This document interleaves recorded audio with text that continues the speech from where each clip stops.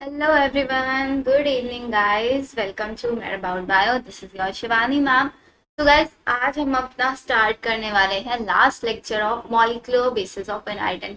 I hope अब तक जितना भी हम पढ़ चुके हैं आपका हमने तो देखो स्ट्रक्चर ऑफ डीएनए, डीएनए की पैकेजिंग कैसे होती है, डीएनए का रेप्लिकेशन, डीएनए का ट्रांसक्रिप्शन, ट्रांसलेशन, ये सारे प्रोसेसेस मैं आप लोगों को डिटेल में पढ़ा चुकी हूँ. स्टिल आप लोगों को तब भी कोई डाउट रह जाता है तो आप मुझसे चैट सेक्शन में पूछ सकते हैं. एंड बच्चों देखो, अगर डाउट्स नहीं आ रहा है ना तो इट्स कम्प्लीटली श्योर कि आप लोग क्वेश्चंस प्रैक्टिस नहीं कर रहे हो. तो प्लीज एवरीवन मेक श्योर कि आप लोग क्वेश्चंस प्रैक्टिस करें, बिकॉज ये वाला चैप्टर एंड इसके बाद जो मैं आपका principle of inheritance and variation chapter start करूंगी, दोनों के दोनों चैप्टर्स बहुत ज्यादा इंपॉर्टेंट है. ये पूरा जेनेटिक्स आप लोगों ने सुना होगा कि हमारे जेनेटिक्स में ही अराउंड 7 से 8 क्वेश्चन आता है.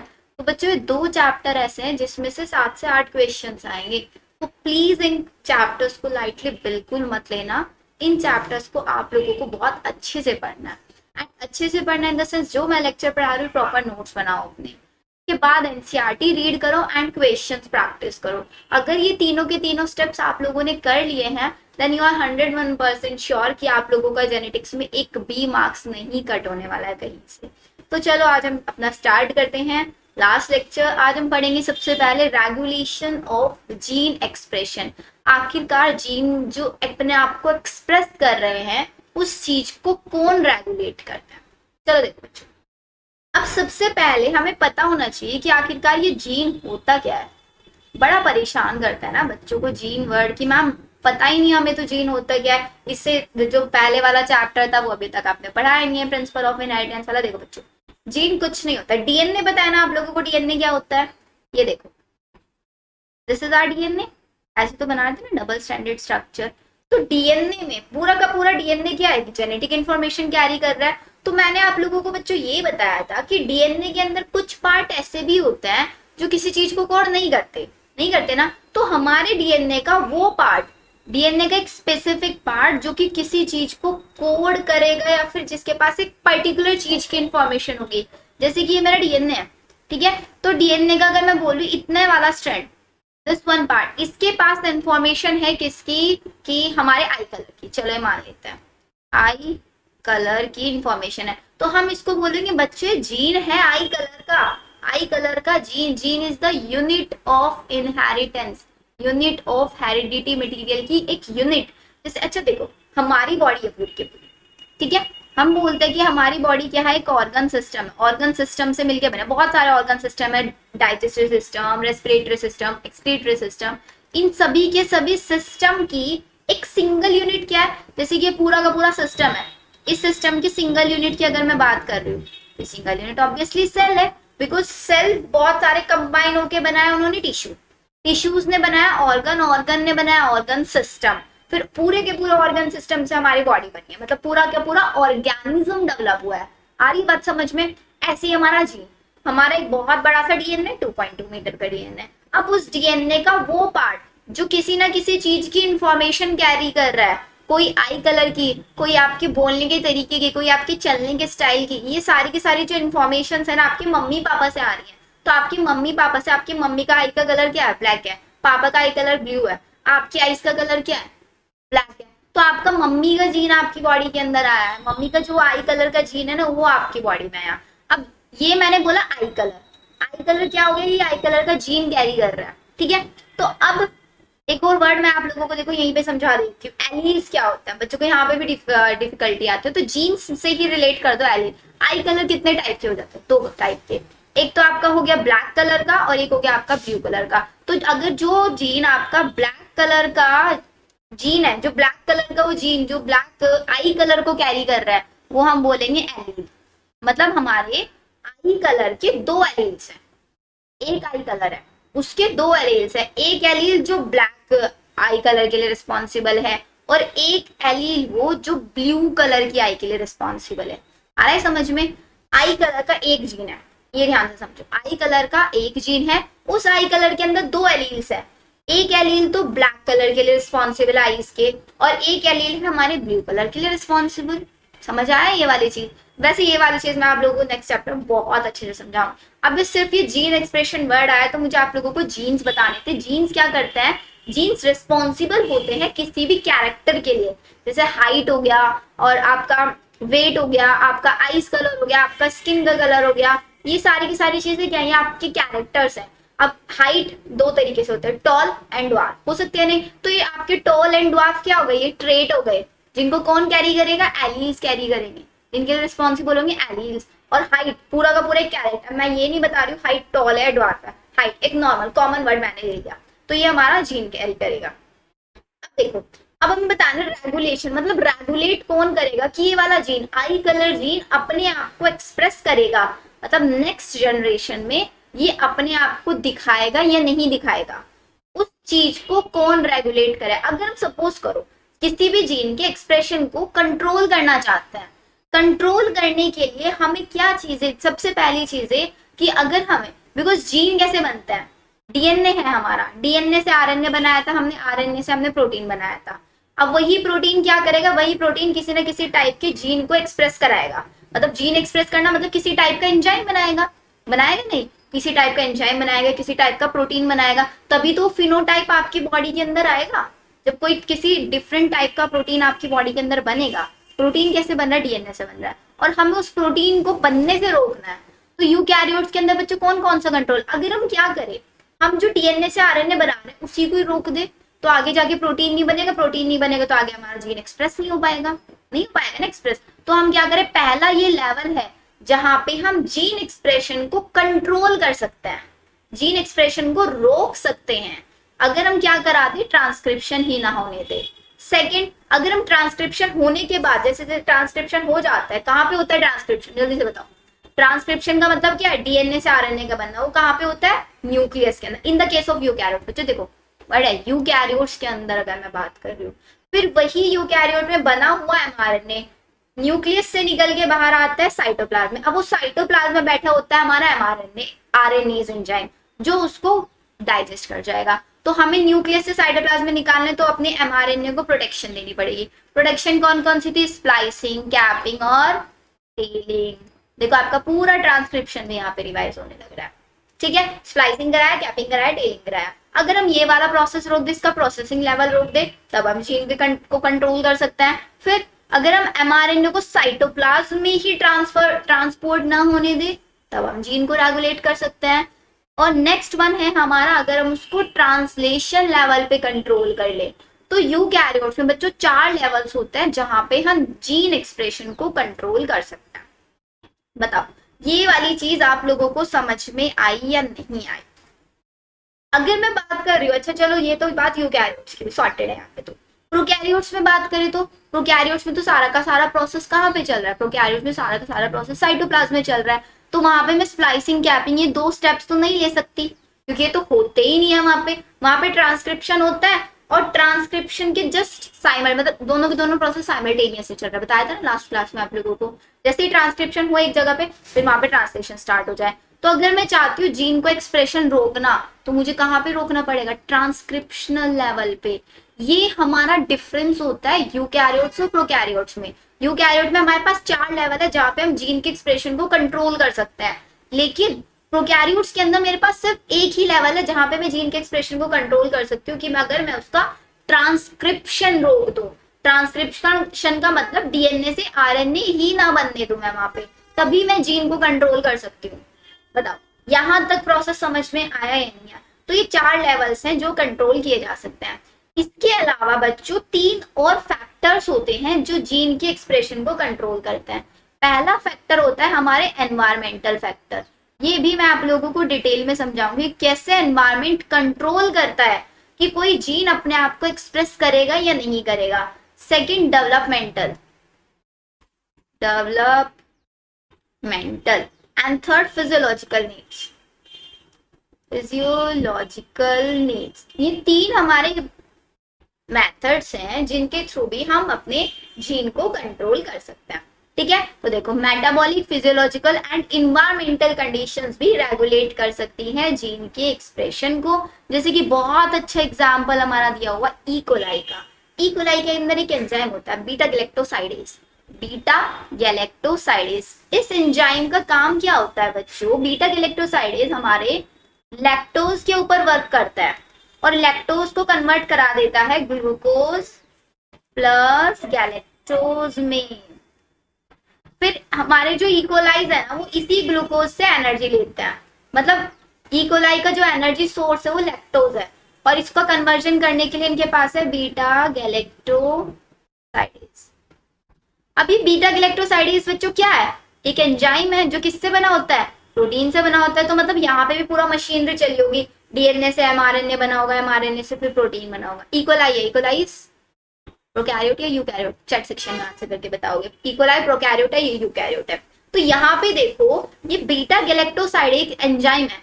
तो ये एंजाइम मतलब इसको रेगुलेट मुझे कराना है, मुझे इसको एक्सप्रेस होने देना है या एक्सप्रेस नहीं होने देना है, वो किस चीज के ऊपर डिपेंड करेगा। देखो सपोज करो, एक एग्जांपल मैं आपको समझाती हूँ। ये मेरा इकोलाई, ठीक है बच्चों, ये हमारा इकोलाई हो गया। एंड इकोलाई के बाहर जो इन्वायरमेंट है, ये डॉट डॉट जो मैं बना रही हूँ, इसका बाहर वाला इन्वायरमेंट। इसके बाहर वाले इन्वायरमेंट में कोई लैक्टोज प्रेजेंट नहीं है, देयर इज नो लैक्टोज। जब यहाँ पे कोई लैक्टोज नहीं है, अब खुद बताना, ये मेरा इकोलाई है, तो क्या इकोलाई की बॉडी के अंदर बीटा गैलेक्टोसाइडेज बनेगा या नहीं? बताओ जल्दी से, ये सर नो करके आंसर दो।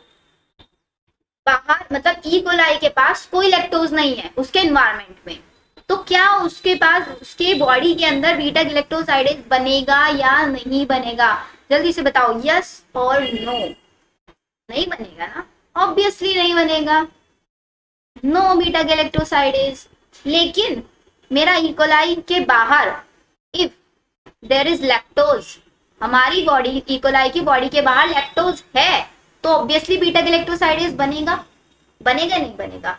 अब आप बोलोगे कि मैम हमें तो पता है कि चलो लैक्टोज नहीं है तो बीटा गैलेक्टोसाइडेज एंजाइम का क्या ही काम, क्योंकि बीटा गैलेक्टोसाइडेज का सिर्फ एक काम है लैक्टोज को ग्लूकोज और गैलेक्टोज में कन्वर्ट करना। अगर लैक्टोज ही नहीं है तो ये क्या करेगा बेचारा? खाली बैठा रहेगा। इससे तो बेटर है ना चुपचाप अपने घर पे जाके सोता रहे, है ना। तो अब लैक्टोज है अगर, तो इसको तो आना पड़ेगा काम करने के लिए। जैसे कि सेम एग्जांपल हम लेंगे टीचर और स्टूडेंट का। अगर क्लास में स्टूडेंट ही नहीं आएंगे तो टीचर क्या करेगा? क्लास में आके नहीं आएगा ना टीचर। लेकिन अगर स्टूडेंट आ गए क्लास में, अगर हमारा लैक्टोज आ गया तो टीचर को तो आना पड़ेगा ना, बीटा गैलेक्टोसाइडेज को आना पड़ेगा। अगर हमारे लैक्टोज ही नहीं है, मतलब स्टूडेंट ही नहीं है, तो टीचर भी नहीं आएगा, टीचर भी नहीं आएगा क्लास में। लैक्टोज है मतलब स्टूडेंट है तो टीचर आएगा क्लास में। आए चीज समझ में? अब इस चीज को रेगुलेट करा जाता है। कैसे रेगुलेट किया जाता है? इसका आखिरकार प्रोसेस चलता कैसे है कि टीचर स्टूडेंट्स क्लास में नहीं आए तो टीचर को पता कैसे चलेगा?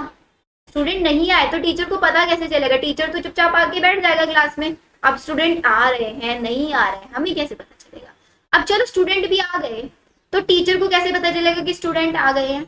नहीं पता चलेगा। तो उसके लिए कोई ना कोई प्रोसेस होना चाहिए ना। जैसे कि अभी हमारे पास मोबाइल फोन होता है, बच्चे सारे के सारे बंक मारने वाले होते हैं तो टीचर को मैसेज कर देंगे ग्रुप में कि आज हमें क्लास नहीं लेनी है। या अगर चलो टीचर को बंक मारना होगा तो टीचर क्या करेगा? मैसेज कर देगा क्लास में।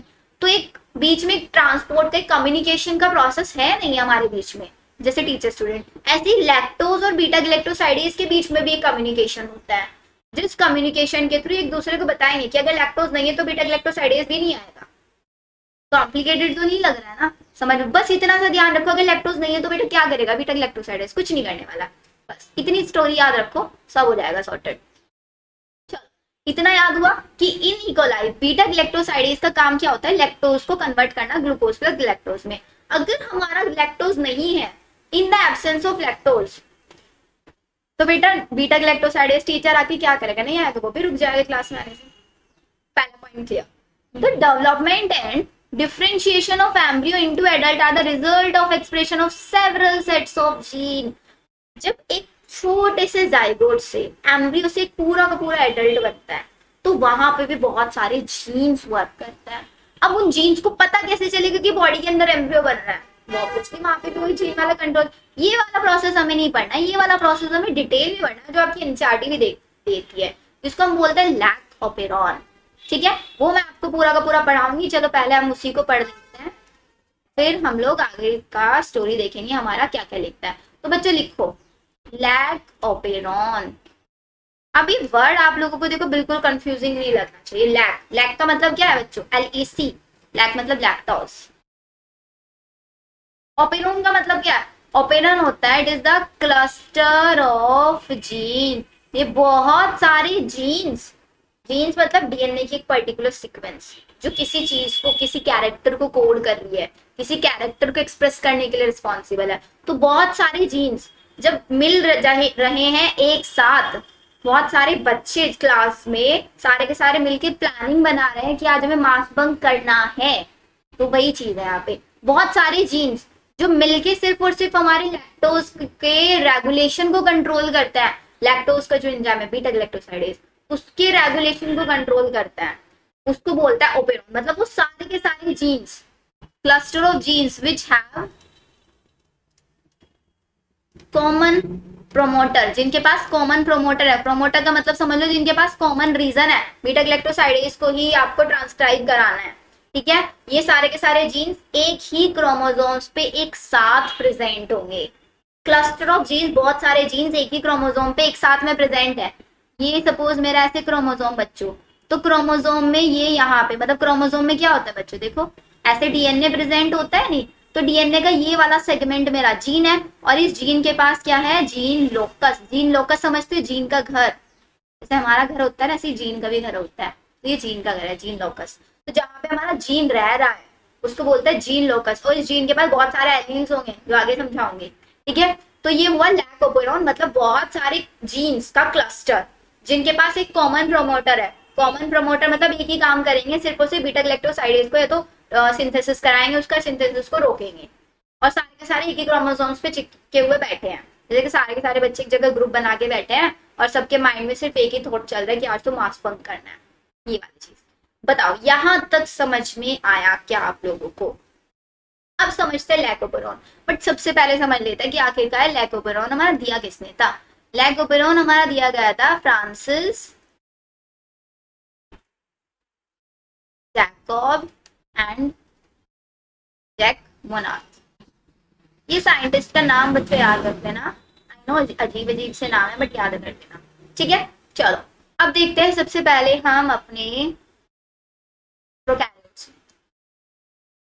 अब तो पता चल गया होगा ये हमारा इकोलाई क्या होता है, प्रोकैरियोट। तो अब हमें क्या कराना है, इस इकोलाई के अंदर कंट्रोल देखना है।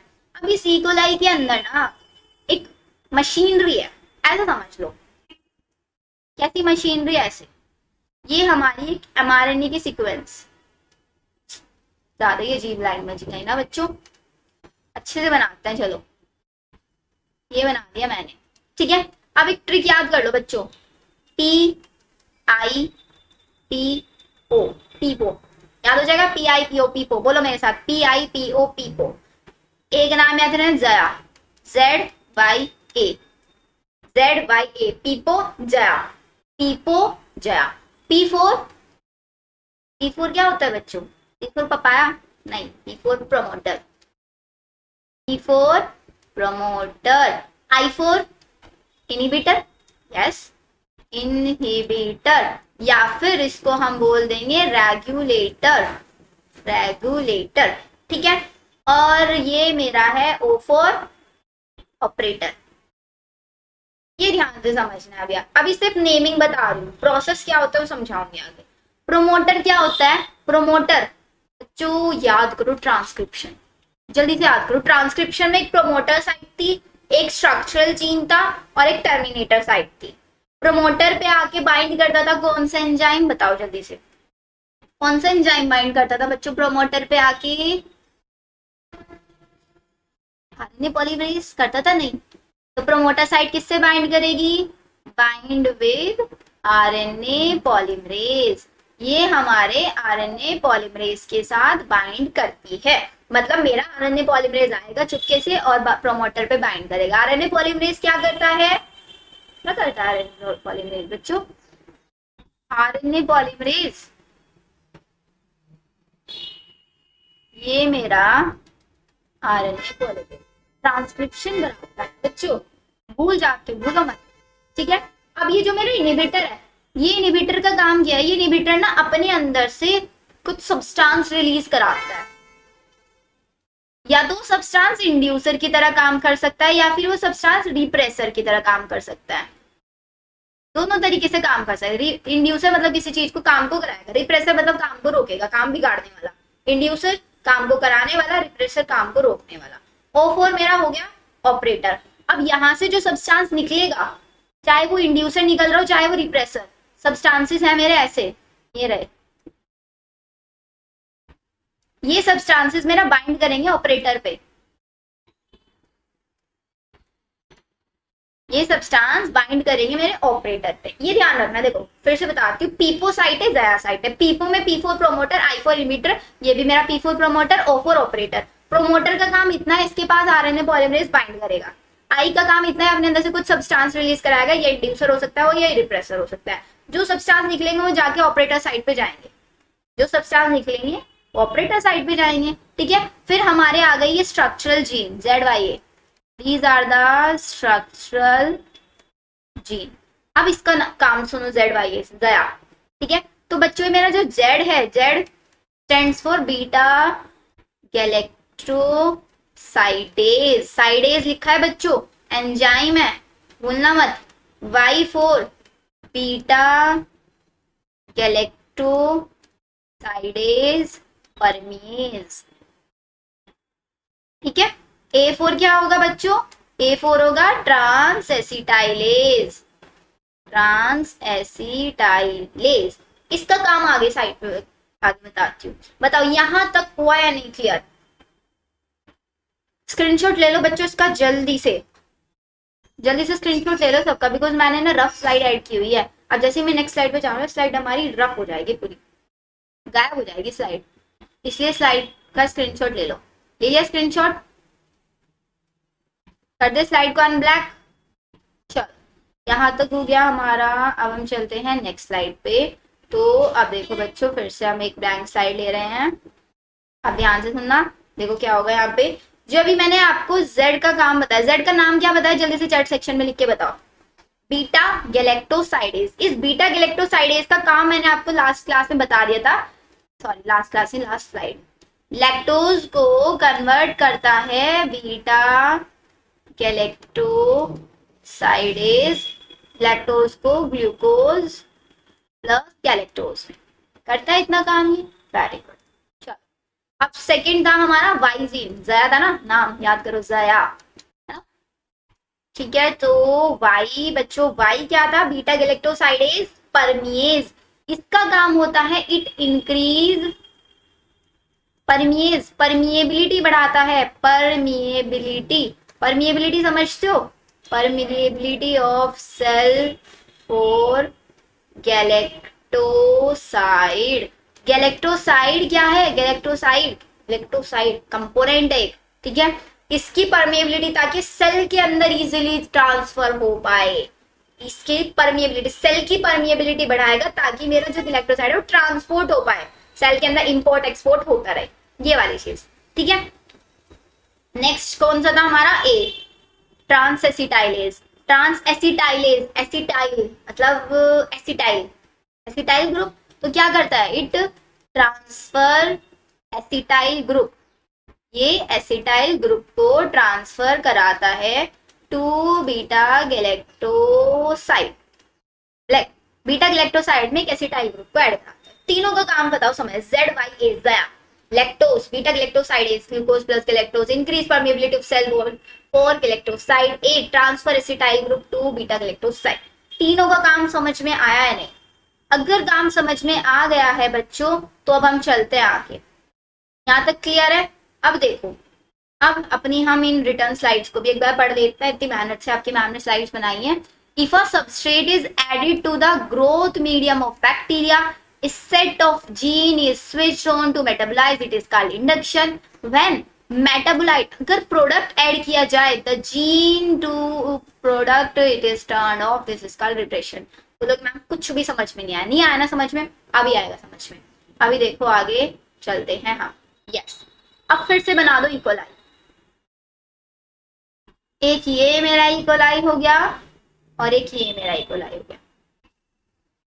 अब प्रोसेस समझ रहे हैं। अब तक तो लैकोपेरोन का बेसिक समझा है, कौन कौन सी साइड, पीपोसाइट और जयासाइट, उनका काम क्या होता है साइट्स का, वो मैंने आपको समझा दिया। अब एग्जैक्टली लैकोपेरोन होता क्या है वो समझ रहे हैं।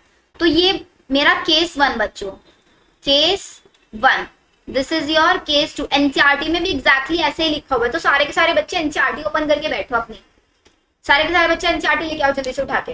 केस 1 मेरा वो केस है व्हेन लैक्टोज इज एब्सेंट। अब आप खुद बताओगे अगर लैक्टोज नहीं है, क्लास में बच्चे नहीं है, तो क्या टीचर आएगी? नहीं आएगी ना। प्रेजेंट नहीं है, एब्सेंट, एब्सेंट, सॉरी सॉरी। देखो हमेशा ना मैं बोलते टाइम बहुत गलत लिखती हूँ। Lactose is absent, first case. Second case, when lactose is present. अगर हमारा लैक्टोज प्रेजेंट है, मतलब बच्चे हैं क्लास में, तो टीचर आएगी, ऑब्वियसली आएगी। चलो अब बना दो फिर से पीपो साइड, पीपो बना दिया, पीपो। जया भी बना दो, PIPO, जया। यहाँ भी बना दो पीपो, साथ साथ बनाओ सब बच्चे, इसको सिर्फ देखना नहीं है, बनाना है साथ साथ। लिखो अपने अपनी नोटबुक्स में, पीपो जया, लिख दिया पीपो जया। अब लैक्टोज एब्सेंट है, टीचर नहीं है क्लास में, हमारा यहाँ से आरएनए पॉलीमरेज बताया था ना लास्ट स्लाइड में, ये था मेरा आरएनए पॉलीमरेज, आरएनए पॉलीमरेज। तो आरएनए पॉलीमरेज यहाँ से आगे चलने की कोशिश करेगा, आगे चलेगा, आरएनए पॉलीमरेज जाएगा तभी तो वो ट्रांसक्रिप्शन करेगा। अब ये इसके रास्ते में बैठा है, मतलब टीचर अपने घर से निकली चलने के लिए, मतलब टीचर नहीं, टीचर के पास कॉल आया थी, क्योंकि टीचर तो हमारी बीटा गैलेक्टोसाइडेज है ना। स्टोरी बनाते हैं चलो अच्छी सी। यहाँ पे आरएनए पॉलीमरेज है, आरएनए पॉलीमरेज है हमारा, छोड़ो नहीं बनती स्टोरी अभी, छोड़ो, बनाते हैं इसकी स्टोरी अच्छे से बाद में। आरएनए पॉलीमरेज चला रास्ते में इसको मिल गया आई इनहिबिटर, इसने अपने अंदर से कुछ सब्सटेंस रिलीज करा दिए, I4 इनहिबिटर और रिप्रेसर। अब इन सब्सटेंसेस ने जाके ऑपरेटर को सिग्नल दे दिया, मतलब ऑपरेटर पे ऐसे बाइंड हो गए, ऐसे बाइंड कर गया, कर गया बाइंड हमारे सारे के सारे सब्सटेंसेस। इन सब्सटेंसेस को हमने क्या बोला, रिप्रेशर, हमारे रिप्रेशर्स निकले और बाइंड कर गए ऑपरेटर पे। अब मेरा आरएनए पॉलीमरेज चला चला चला आगे, बेटा यहाँ पे आ गया मेरा ये, अब आगे नहीं जा पा रहा बिकॉज आगे रास्ता ब्लॉक कर दिया। अब हमारा रास्ता ब्लॉक, अब रास्ता ब्लॉक कर दिया गया, जब तक अगर मेरा आरएनए पॉलीमरेज यहाँ पे जेड साइट पे नहीं आएगा तो क्या जेड क्या बनाता है, जेड बीटा गैलेक्टोसाइडेज बनाता है। तो क्या यहाँ पे बीटा गैलेक्टोसाइडेज बनेगा, क्या टीचर स्कूल में आएगी पढ़ाने? नहीं आएगी ना, बिकॉज रास्ता ही ब्लॉक कर दिया गया है। किसने ब्लॉक किया रास्ता? I4 इनहिबिटर ने, जो अपने अंदर से रिप्रेशर्स निकाले, जो सब्सटेंसेस रिलीज कराए, उन सब्सटेंसेस ने रास्ता ब्लॉक कर दिया ऑपरेटर का। ऑपरेटर क्या है, स्कूल का गेट है, हमारे स्कूल का गेट बंद कर दिया गया, ऑपरेटर मेन जगह है वो हमारी, ठीक है। अब ऑपरेटर ब्लॉक कर दिया गया तो अब टीचर स्कूल में नहीं आ पाएगी, तो मतलब हमारा जेड क्या है, वो बीटा गैलेक्टोसाइडेज नहीं बना पाएगा, वो साइडेज नहीं बनेगा, बिल्कुल नहीं बनेगा। अब देखते हैं जब हमारा लैक्टोज प्रेजेंट है, मतलब हमारे स्कूल में है बच्चे, तो हमारे स्कूल में बच्चे हैं, तो ये हमारा आरएनए पॉलीमरेज, आरएनए पॉलीमरेज फिर से वही प्रोसेस चलेगा, आरएनए पॉलीमरेज चलेगा। अब ये आई तो अपना काम करेगा, इसका तो काम है ही सब्सटेंसेस रिलीज कराना, इसने सब्सटेंसेस निकाले। अब ये सब्सटेंसेस ऑपरेटर पे जाके बाइंड करना स्टार्ट करेंगे, मतलब हमारे जो स्कूल का गेट है उसको बंद करने की कोशिश करेंगे, लेकिन हमारे जो क्लास में इतने अच्छे अच्छे से बच्चे हैं ना लैक्टोज, वो आएंगे जल्दी जल्दी से, और लैक्टोज क्या करेंगे, इनके ऊपर बाइंड कर जाएंगे। जो हमारे रिप्रेशर्स मॉलिक्यूल निकले इनहिबिटर से, उनके ऊपर हमारे स्कूल के बच्चों ने आके उनको बोल दिया कि नहीं, हमें तो टीचर से पढ़ाई करनी है, हमें स्कूल का गेट ओपन रखवाना है ताकि टीचर स्कूल में आए और हमें पढ़ाए। तो यहाँ पे हमारे लैक्टोज ने आके इनको बाइंड कर दिया, इनको ब्लॉक कर दिया। अब ब्लॉक कर दिया, अब हमारा आरएनए पॉलीमरेज चलता जाएगा, ऑपरेटर पे आएगा एंड फिर जेड पे भी आएगा, और जेड से क्या बना देगा, ये बीटा गैलेक्टोसाइडेज का सिंथेसिस कर देगा। मतलब अब यहाँ पे अगर स्कूल में बच्चे हैं तभी टीचर आ गई क्लास में, क्योंकि अब टीचर क्लास में किसकी वजह से आ पाई, सिर्फ और सिर्फ लैक्टोज की वजह से। लैक्टोज मतलब बच्चों की वजह से, अब बताओ प्रोसेस समझ में आया नहीं? अब इसको एक नॉर्मल सी लैंग्वेज में ये समझा दो, अगर इकोलाई के इन्वायरमेंट में लैक्टोज नहीं है तो बेटा बीटा ग्लैक्टोसाइडेज का तो कोई काम नहीं, वो तो वैसा बैठा रहेगा। लेकिन अगर लैक्टोज है तो फिर तो कन्वर्जन कराने की जरूरत पड़ेगी ना, तो इसलिए बीटा ग्लैक्टोसाइडेज बनेगा। तो ये चीज कौन कंट्रोल कर रहा है? इन्वायरमेंट कंट्रोल कर रहा है, नहीं कर रहा है? तो इसीलिए मैंने बोला था जीन एक्सप्रेशन को बेटा इन्वायरमेंट भी कंट्रोल करता है, फिजियोलॉजिकल फैक्टर्स भी, मेटाबॉलिज्म भी, ये सारी चीजें आपके जीन एक्सप्रेशन को कंट्रोल करती हैं। बताओ पूरा लैकोपेरोन समझ में आया है नहीं? सिर्फ पीपोसाइट याद रखनी है, जायासाइट याद रखनी है। अगर आपसे पूछे, इसी को बोलता है कि हमारा जो लैकोपेरोन है यहाँ पे स्विच ऑन है, स्विच ऑन। लैकोपेरोन हमारा यहाँ पे स्विच ऑन है। कब स्विच ऑन है? जब हमारा लैक्टोज प्रेजेंट है। तो लैक्टोज हमारा क्या है यहाँ पे? इंड्यूसर है बच्चों, इंड्यूस कराएगा ये।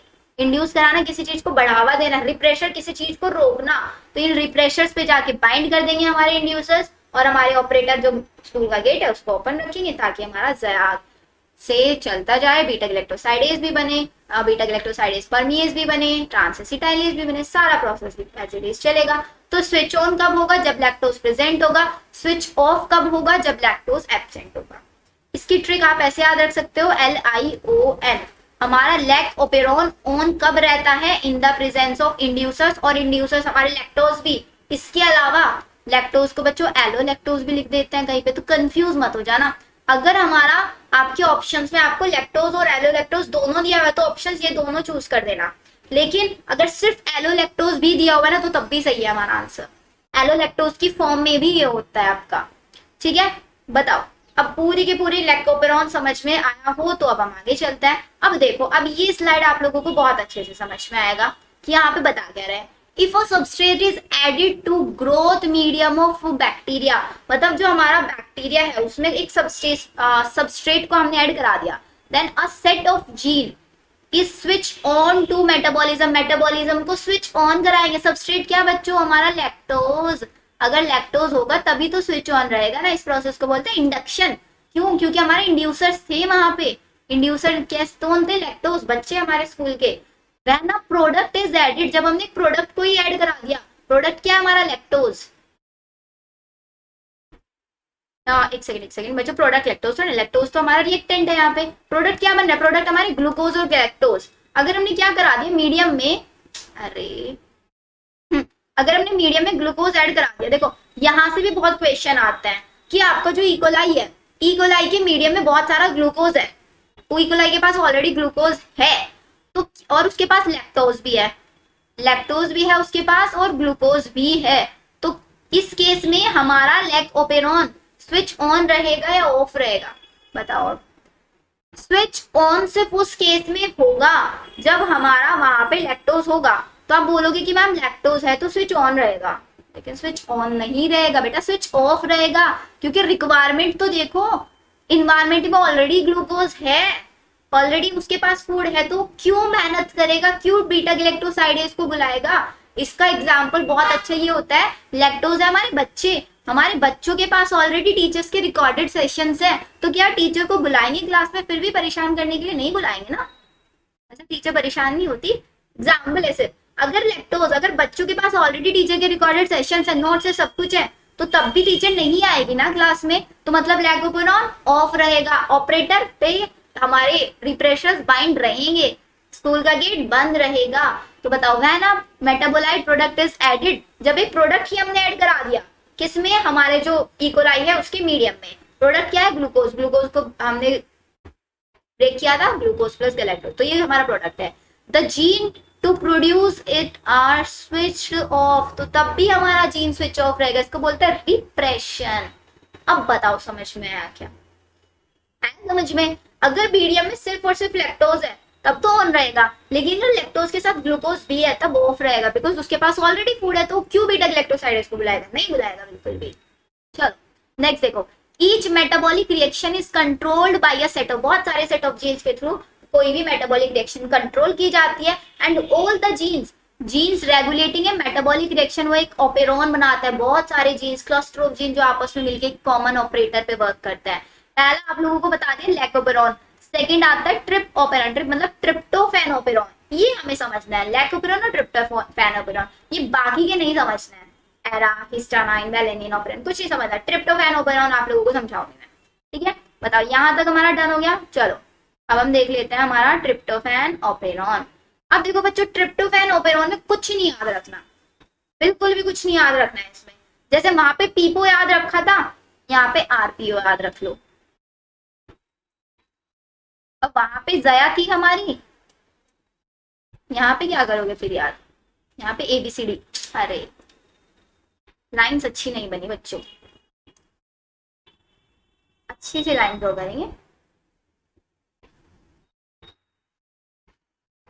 फिर से गड़बड़ हो गई, नो वरीज, फिर से बनाएंगे।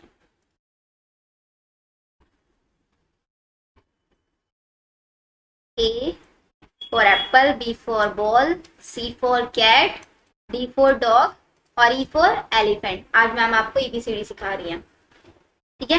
तो A for apple, B for ball, C for cat, D for dog, E for elephant। ये हमारा ट्रिप्टोफैन ओपेरॉन। सेम काम है, रेगुलेटर पे बाइंड करेगा मेरा आरएनए पॉलीमरेज, आरएनए पॉलीमरेज।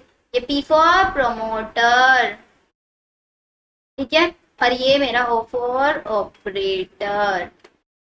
एक सेकंड, रेगुलेटर तो प्रमोटर पे बाइंड करता है ना आरएनए पॉलीमरेज। हाँ जी, आरएनए पॉलीमरेज प्रमोटर पे बाइंड करता है, नॉट रेगुलेटर पे। रेगुलेटर तो रेगुलेट करता है, प्रमोटर पे बाइंड करेगा बच्चों।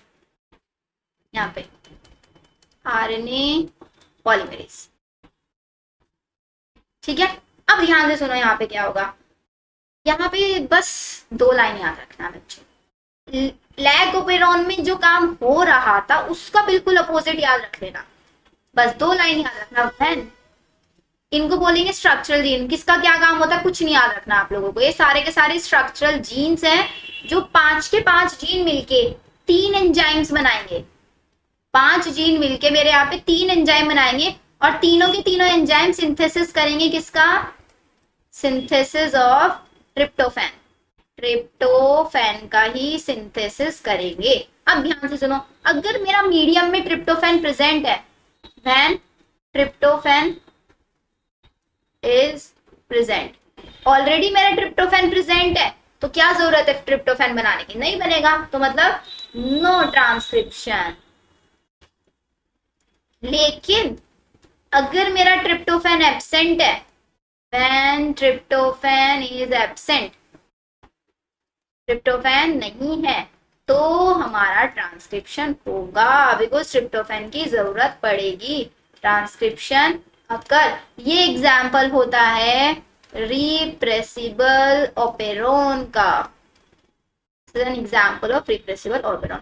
और लास्ट में क्या हो रहा था, अगर मेरा लैक्टोज प्रेजेंट है, लैक्टोज प्रेजेंट है तो बाइंड कर जाएगा, जो सब्सटेंसेस रिलीज हो रहे हैं उनसे ट्रांसक्रिप्शन हो रहा था। अपोजिट है देखो उसका ये, अगर लैक्टोज था वहां पे तो प्रोसेस ऑन रहेगा, अगर लैक्टोज एब्सेंट था वहां पे तो ट्रांसक्रिप्शन नहीं होगा वहां पे वो अब इसका अपोजिट है बिल्कुल। तो ध्यान रखना है आपको ये चीज वहां पे, क्योंकि वो लैक्टोज बच्चे बढ़ा के उन इंड्यूसर्स को रोक दे। वैसे तो आपको याद ही हो गया होगा ना सारा प्रोसेस याद। चलो बताओ, दोनों ओपेरॉन समझ में आया बच्चे लोगों को।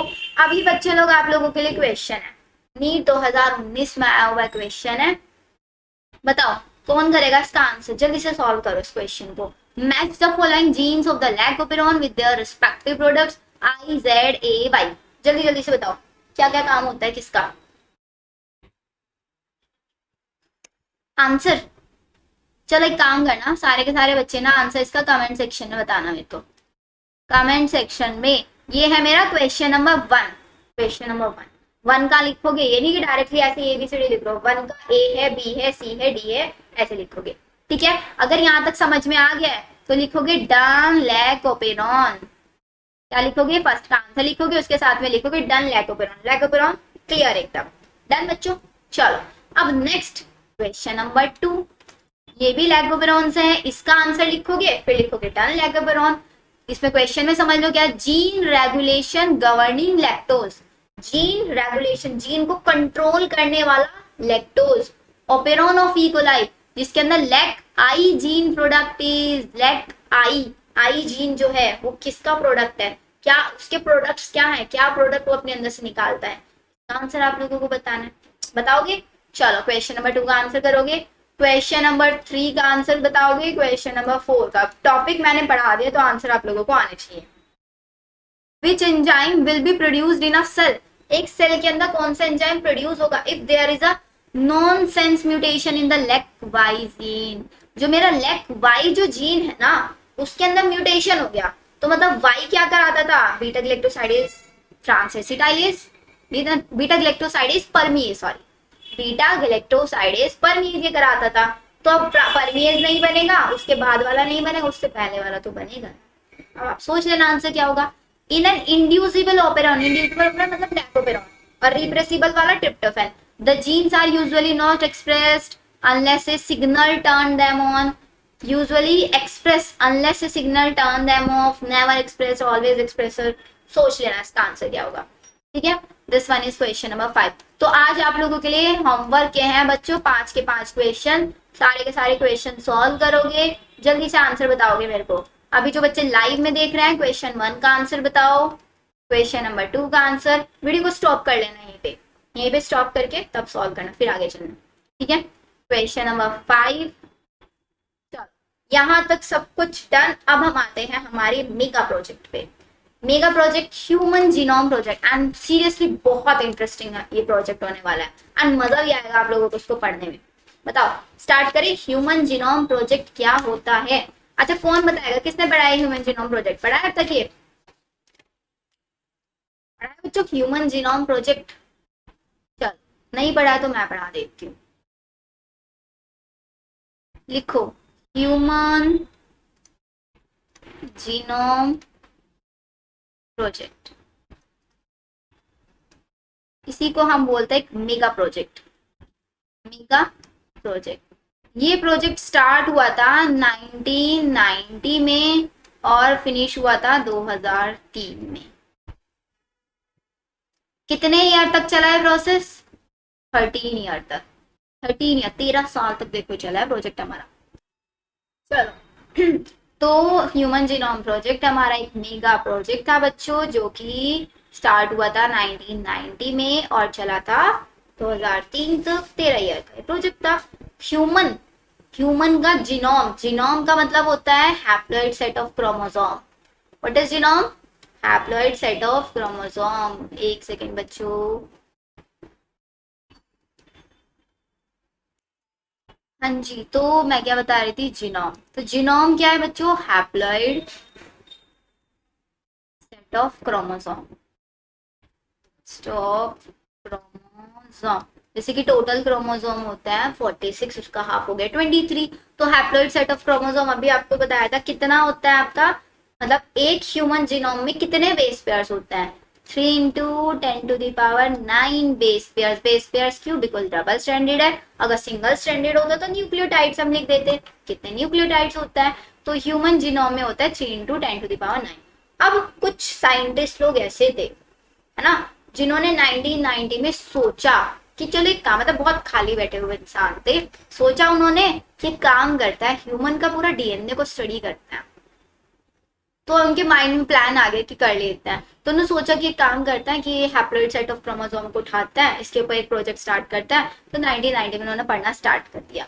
फिर इन्होंने सोचा कि total 3 into 10 to the power 9 base pairs, इतना मतलब देखो ना कितने जीरो लगेंगे 3 के बाद, 9 1 2 3 4 5 6 8 9, इतने सारे बेस पे। अगर कोई मेरे को बोल दे कि मेरे पास 300 पेन्स हैं, कोई इसको काउंट कर लो, मैं तो 300 पेन्स भी नहीं काउंट करने वाली हूँ। इतने बेस पे उसको काउंट करना तो बहुत बड़ी बात है, एंड काउंट भी नहीं करना, उसकी स्टडी करना पूरी कि किसका क्या काम है, कौन प्रोटीन कोड कर रहा है, कौन नहीं कर रहा है, पूरी सीक्वेंस पता लगाना कि आखिरकार ही डीएनए से एमआरएनए बन रहा है। पूरा मॉलिक्यूलर जो बायोलॉजी वाला प्रोसेस है, central dogma of molecular biology, ये चल कैसे रहा है आखिरकार, पता कैसे करता है, चलो इसके बारे में ऐसे ही साइंटिस्टों के माइंड में आ गया।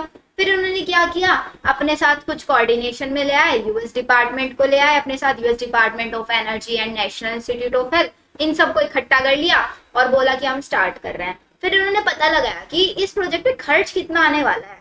तो हमारी जो यूएस है ना, यूएस ने बोल दिया कि भाई देखो, अगर आप एक बेस पेयर की स्टडी करना चाहते हो तो एक बेस पेयर मतलब एक पेन का जो खर्च है, सॉरी पेन एक बेस पेयर का खर्च, एक बेस पेयर का खर्च है अकॉर्डिंग टू यूएस डॉलर, अरे यार डॉलर का सिंबल गलत बना दिया आपकी मैम ने।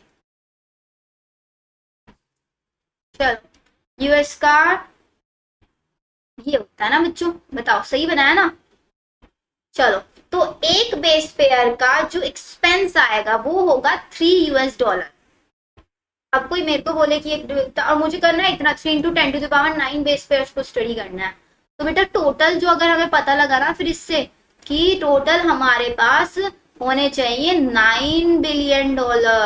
OMG $9 बिलियन अगर मेरे पास होंगे तभी मैं इतने बेस पेयर्स की स्टडी कर पाऊंगी। साइंटिस्टों के माइंड में तो आ गया, लेकिन अब वो इतना सारा खर्च है उसको भी तो पूरा करना पड़ेगा ना, कैसे करेंगे पूरा। चलो देख ला, उन्होंने सोचा कि एक काम करेंगे, बहुत सारी कंट्रीज को इन्वॉल्व करा लेंगे। एक कंट्री को बोलेंगे कि भाई तुम हमें पैसे दे दो, दूसरी कंट्री को बोलेंगे तुम हमें साइंटिस्ट दे दो, एक कंट्री को बोलेंगे तुम हमें मशीन दे दो, एक कंट्री को बोलेंगे तुम हमें अच्छा सा होटल दे दो जहाँ पे हम रह के स्टडी करेंगे। ऐसे ऐसे अलग अलग कंट्रीज को इन्होंने इकट्ठा कर लिया। कौन कौन सी कंट्रीज को करा था वो बताऊंगी, अब यहाँ तक सुनो। फिर इसके बाद इन्होंने बोला कि चलो हम स्टडी तो कर लेंगे, लेकिन उस स्टडी को लिखेंगे कहाँ पे। अब लिखने के लिए भी एक डाटा है बहुत बड़ा सा, क्या डाटा है सुनो। हाँ, लिखने के लिए भी डेटा है। क्या डेटा है देखो, इन्होंने बोला कि अगर मैं इतने सारे बेस पेयर्स की स्टडी लिखना चाहती हूँ तो लिखने के लिए मेरे पास टोटल 3300 बुक्स होनी चाहिए। और इसमें से जो एक बुक है उस बुक के अंदर 1000 पेजेस होने चाहिए। एक बुक में 1000 पेजेस, ठीक है। और हर एक पेज में बच्चों, पेजेस की भी स्पेलिंग गलत लिख दिया, 1000 पेजेस और हर एक पेज में 1000 लेटर होने चाहिए। देखो कितनी बड़ी कहानी लिख दी कि हमें एक ऐसी बुक चाहिए जिसके अंदर 1000 पेज हो। अभी नॉर्मल हमारी जो नोटबुक्स आते हैं मार्केट से खरीद के लाए, अप्रोक्स 200 से 300 पेज होता है, 200-250 के आसपास। हमें लेकिन ऐसे इसमें 1000 पेज हो, और अगर अपनी पेज का काउंट करें तो हमें 1000 लेटर नहीं लिखते, लेकिन इसका मतलब बड़े बड़े रजिस्टर्स चाहिए, 1000 लेटर आने चाहिए। अगर 1000 लेटर आएंगे तब हमें इतनी बुक्स चाहिए, इतनी। अब इन्होंने सोचा कि यार इतना डेटा कहाँ से लिखेंगे, इतनी बुक्स कहाँ से लेके आएंगे, तो इन्होंने एक टेक्नोलॉजी निकाल ली, बायो इन्फॉर्मेटिक्स। बायो इन्फॉर्मेटिक्स ये टेक्नोलॉजी निकाल ली कि चलो बुक्स वाला खर्च तो गया हमारा। इसमें क्या है, बायो इन्फॉर्मेटिक्स पूरी कंप्यूटर बेस्ड टेक्नोलॉजी है। इसके अंदर डाटा स्टोर करेंगे, जरूरत पड़ेगी डाटा निकाल लेंगे। तो एक ऐसी टेक्निक थी, स्टोर कर देंगे और रिट्राइवल करा लेंगे, रिट्राइवल ऑफ डेटा। बताओ यहां तक समझ में आया। ह्यूमन जीनोम प्रोजेक्ट एक मेगा प्रोजेक्ट था जिसमें उन्होंने स्टडी किया haploid set of chromosome. Haploid set of chromosome 3 × 10⁹ ठीक है। कब स्टार्ट हुआ था, 1990 में। कब तक चला था, 2003 तक। 13 साल का प्रोजेक्ट था। एक बेस पेयर का खर्च $3, टोटल $9 बिलियन। 3300 बुक्स चाहिए, हर एक बुक के अंदर 1000 पेजेस होने चाहिए विद 1000 लेटर्स। इसलिए ये सब फेल हो गया तो बायोइन्फॉर्मेटिक्स को निकाला गया। और इस टेक्नोलॉजी में इनको आइडेंटिफाई करने हैं अराउंड 2000 से 25,000 जीन्स, जो वर्ड हमारे बच्चों को लगता है डिफिकल्ट। ठीक है बच्चों, चलो यहां तक समझ में आया। अब हम देख लेते हैं हमारी एनसीईआरटी क्या लिखती है। देखो बच्चों, human genome project mega project है। Entire DNA in the haploid set of chromosome, पूरा डीएनए अगर हम उसका हैप्लॉइड पार्ट में देखें तो उसको बोलते हैं जीनोम। ह्यूमन जीनोम में डीएनए के अंदर टोटल 23 क्रोमोसोम, बच्चों वाली बात है, सबको पता है। इतने बेस पेयर होते हैं, देख लिया हमने। मेगा प्रोजेक्ट है, कब से कब तक चला, first mega project for the sequencing of nucleotides की सीक्वेंसिंग करनी, उसके अंदर जितने भी जीन है उनको मैपिंग करना कि कौन सा जीन किसके काम होता है। अब बताइए ये इसके पीछे ना साइंटिस्ट का ये नहीं कि खाली बैठे थे, ये भी लॉजिक था, क्योंकि क्रोमोसोमल जो डिसीज थी, क्रोमोसोमल जो डिसऑर्डर थे उस टाइम तक सबके सब अननोन थे। किसी को कोई अजीब सा डिसऑर्डर नहीं पता लगा, उसकी डिसीज नहीं पता, कोई मेडिसिन के ऊपर फर्क नहीं कर रही है, तो उसका मतलब वो कहीं ना कहीं उसके क्रोमोसोमल डिसऑर्डर था। क्रोमोसोमल डिसऑर्डर हमें कैसे पता चलेगा कि ये डिसऑर्डर किस क्रोमोसोम की वजह से आ रहा है। अगर हम उसकी जीन थेरेपी करना भी चाहेंगे तो कैसे हम उसकी जीन थेरेपी करेंगे। ये सारी स्टडीज, ये सारी चीजों के बारे में एनालाइज करने के लिए भी प्रोजेक्ट स्टार्ट किया गया था। एंड इसको कोऑर्डिनेट किसने किया था, यूएस डिपार्टमेंट ऑफ एनर्जी ने and national institute of health ने। ये छोटी छोटी सी बातें हैं, सब बच्चे याद रखेंगे, रख लोगे याद। चलो अब हमारे इस प्रोजेक्ट के गोल क्या थे। सबसे पहले इनका गोल ये था, identify all the estimated genes in the human DNA, कि ह्यूमन डीएनए के अंदर जितने भी जीन्स है हम उनको पता लगा पाए। ठीक है, अब आप देखोगे जब आप बायोटेक्नोलॉजी पढ़ोगे ना, अगर आपको बायोटेक्नोलॉजी पढ़नी है, एंड सजेस्ट कि आप इसके बाद ना, मैंने बायोटेक्नोलॉजी पूरा पढ़ा रखी है, वो लेक्चर्स देखो अगर आप लोगों के पास टाइम है। इसके बाद अगर डायरेक्ट बायोटेक देखोगे ना, तो बच्चों सीरियसली बोल रही, बहुत अच्छे से समझ में आएगी बायोटेक, पूरी बायोटेक क्रिस्टल क्लियर आप लोगों को, बिकॉज वहां पे बताया गया है कि कैसे ये ह्यूमन जीनोम प्रोजेक्ट का यूज कर करके हम नए नए टाइप के ऑर्गेनिजम्स बनाएंगे।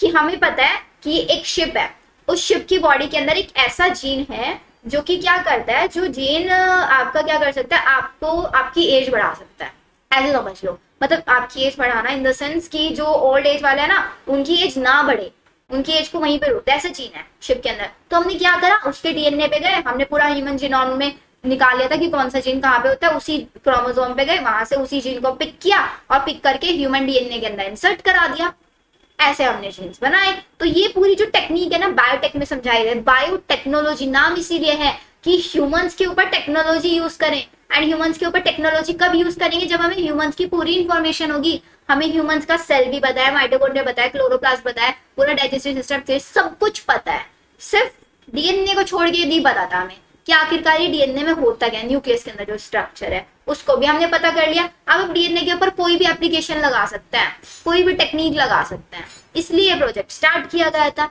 Sequencing of 3 billion chemical base pairs of human DNA, 3 into 10⁹ जो बेस पेयर्स है ना, उनको सीक्वेंस में लगाना, ताकि अगर किसी के अंदर कोई डिसऑर्डर आ जाए तो हमें पता चल जाए कि ये वाला डिसऑर्डर इस जीन की वजह से, तो हम उसी जीन को जाके उसका रिपेयर करा दे, उसको रिप्लेस करा दे। ठीक है, और इस सारी इंफॉर्मेशन को एक डेटाबेस में बना के रखना, ताकि आने वाली जनरेशन भी इसको यूज कर पाए इफेक्टिवली, उनको फिर से ह्यूमन जीनोम प्रोजेक्ट 13 साल ना वेस्ट करने पड़े। हम जो भी इंफॉर्मेशन निकाले उसको अच्छे से सिक्योरली एक रीडेबल फॉर्मेट में बना दे।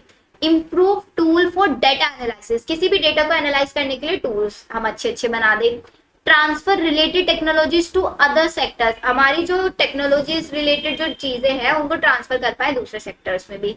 जैसे जीन है, जीन को हमने ट्रांसफर किस में, कौन से सेक्टर में, टेक्नोलॉजी वाले सेक्टर में हमने ट्रांसफर किया था। जीन्स की मदद से हम नए नए टाइप के ऑर्गेनिजम्स, अब वहां पे देखेंगे बहुत सारे एनिमल्स अलग अलग टाइप के हम बना रहे हैं, जिनके अंदर बहुत अलग टाइप के कैरेक्टर्स देखे जा रहे हैं, ये सारी चीजें।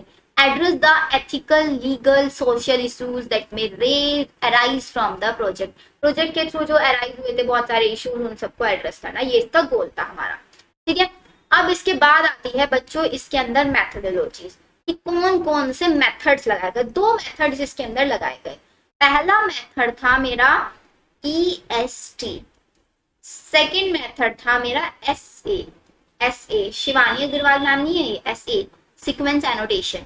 EST का मतलब होता है बच्चों एक्सप्रेस्ड सीक्वेंस टैग्स, SA का मतलब होता है सीक्वेंस एनोटेशन, सीक्वेंस एनोटेशन।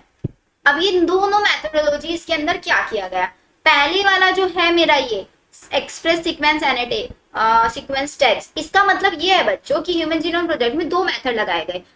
मतलब ऐसे समझ लो कि 10 लोग हैं, 10 लोगों में से 5 लोग तो ये बोल रहे हैं कि इस 3 इंटू 10⁹ बेस पेयर्स को ना स्टडी करके, क्यों ना हम सिर्फ उन बेस पेयर्स को स्टडी कर ले जो एमआरएनए को बना रहे हैं, मतलब डीएनए का वो पार्ट हम स्टडी करें जो एमआरएनए बना रहा है। बिकॉज हमने ट्रांसक्रिप्शन में देखा था जब हम स्प्लाइसिंग कराए थे कि कुछ पार्ट के अंदर एक्सोन्स होते हैं जो नॉन एक्सप्रेस्ड होते हैं, किसी चीज को एक्सप्रेस नहीं कर रहे होते हैं, सॉरी इंट्रॉन्स वाले, इंट्रॉन्स इनएक्टिव पार्ट्स, एक्सोन्स मतलब एक्सप्रेस करने वाले। तो 2 पार्ट्स थे हमारे, एक्सोन्स एंड इंट्रॉन्स। तो ये इंट्रॉन मतलब आयन मतलब इनएक्टिव वाले पार्ट्स, तो इनको हम ना स्टडी करें। ये उन 5 लोगों ने बोल दिया कि हम क्या करें, आइडेंटिफाई करें ऑल द जीन्स, सिर्फ उन जीन्स को आइडेंटिफाई करें दैट एक्सप्रेस्ड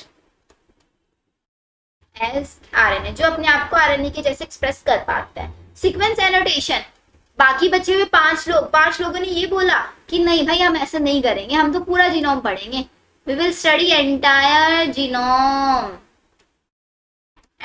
जीनोम सीक्वेंसिंग करनी चाहिए। ये दो मेथोडोलॉजीज अपनाई गई, आइदर इट इज कोडिंग और नॉन कोडिंग, चाहे वो कोडिंग हो या फिर नॉन कोडिंग, हम तो सब देखेंगे, हम कुछ भी नहीं छोड़ेंगे, इसीलिए तो 13 साल लगे इसमें।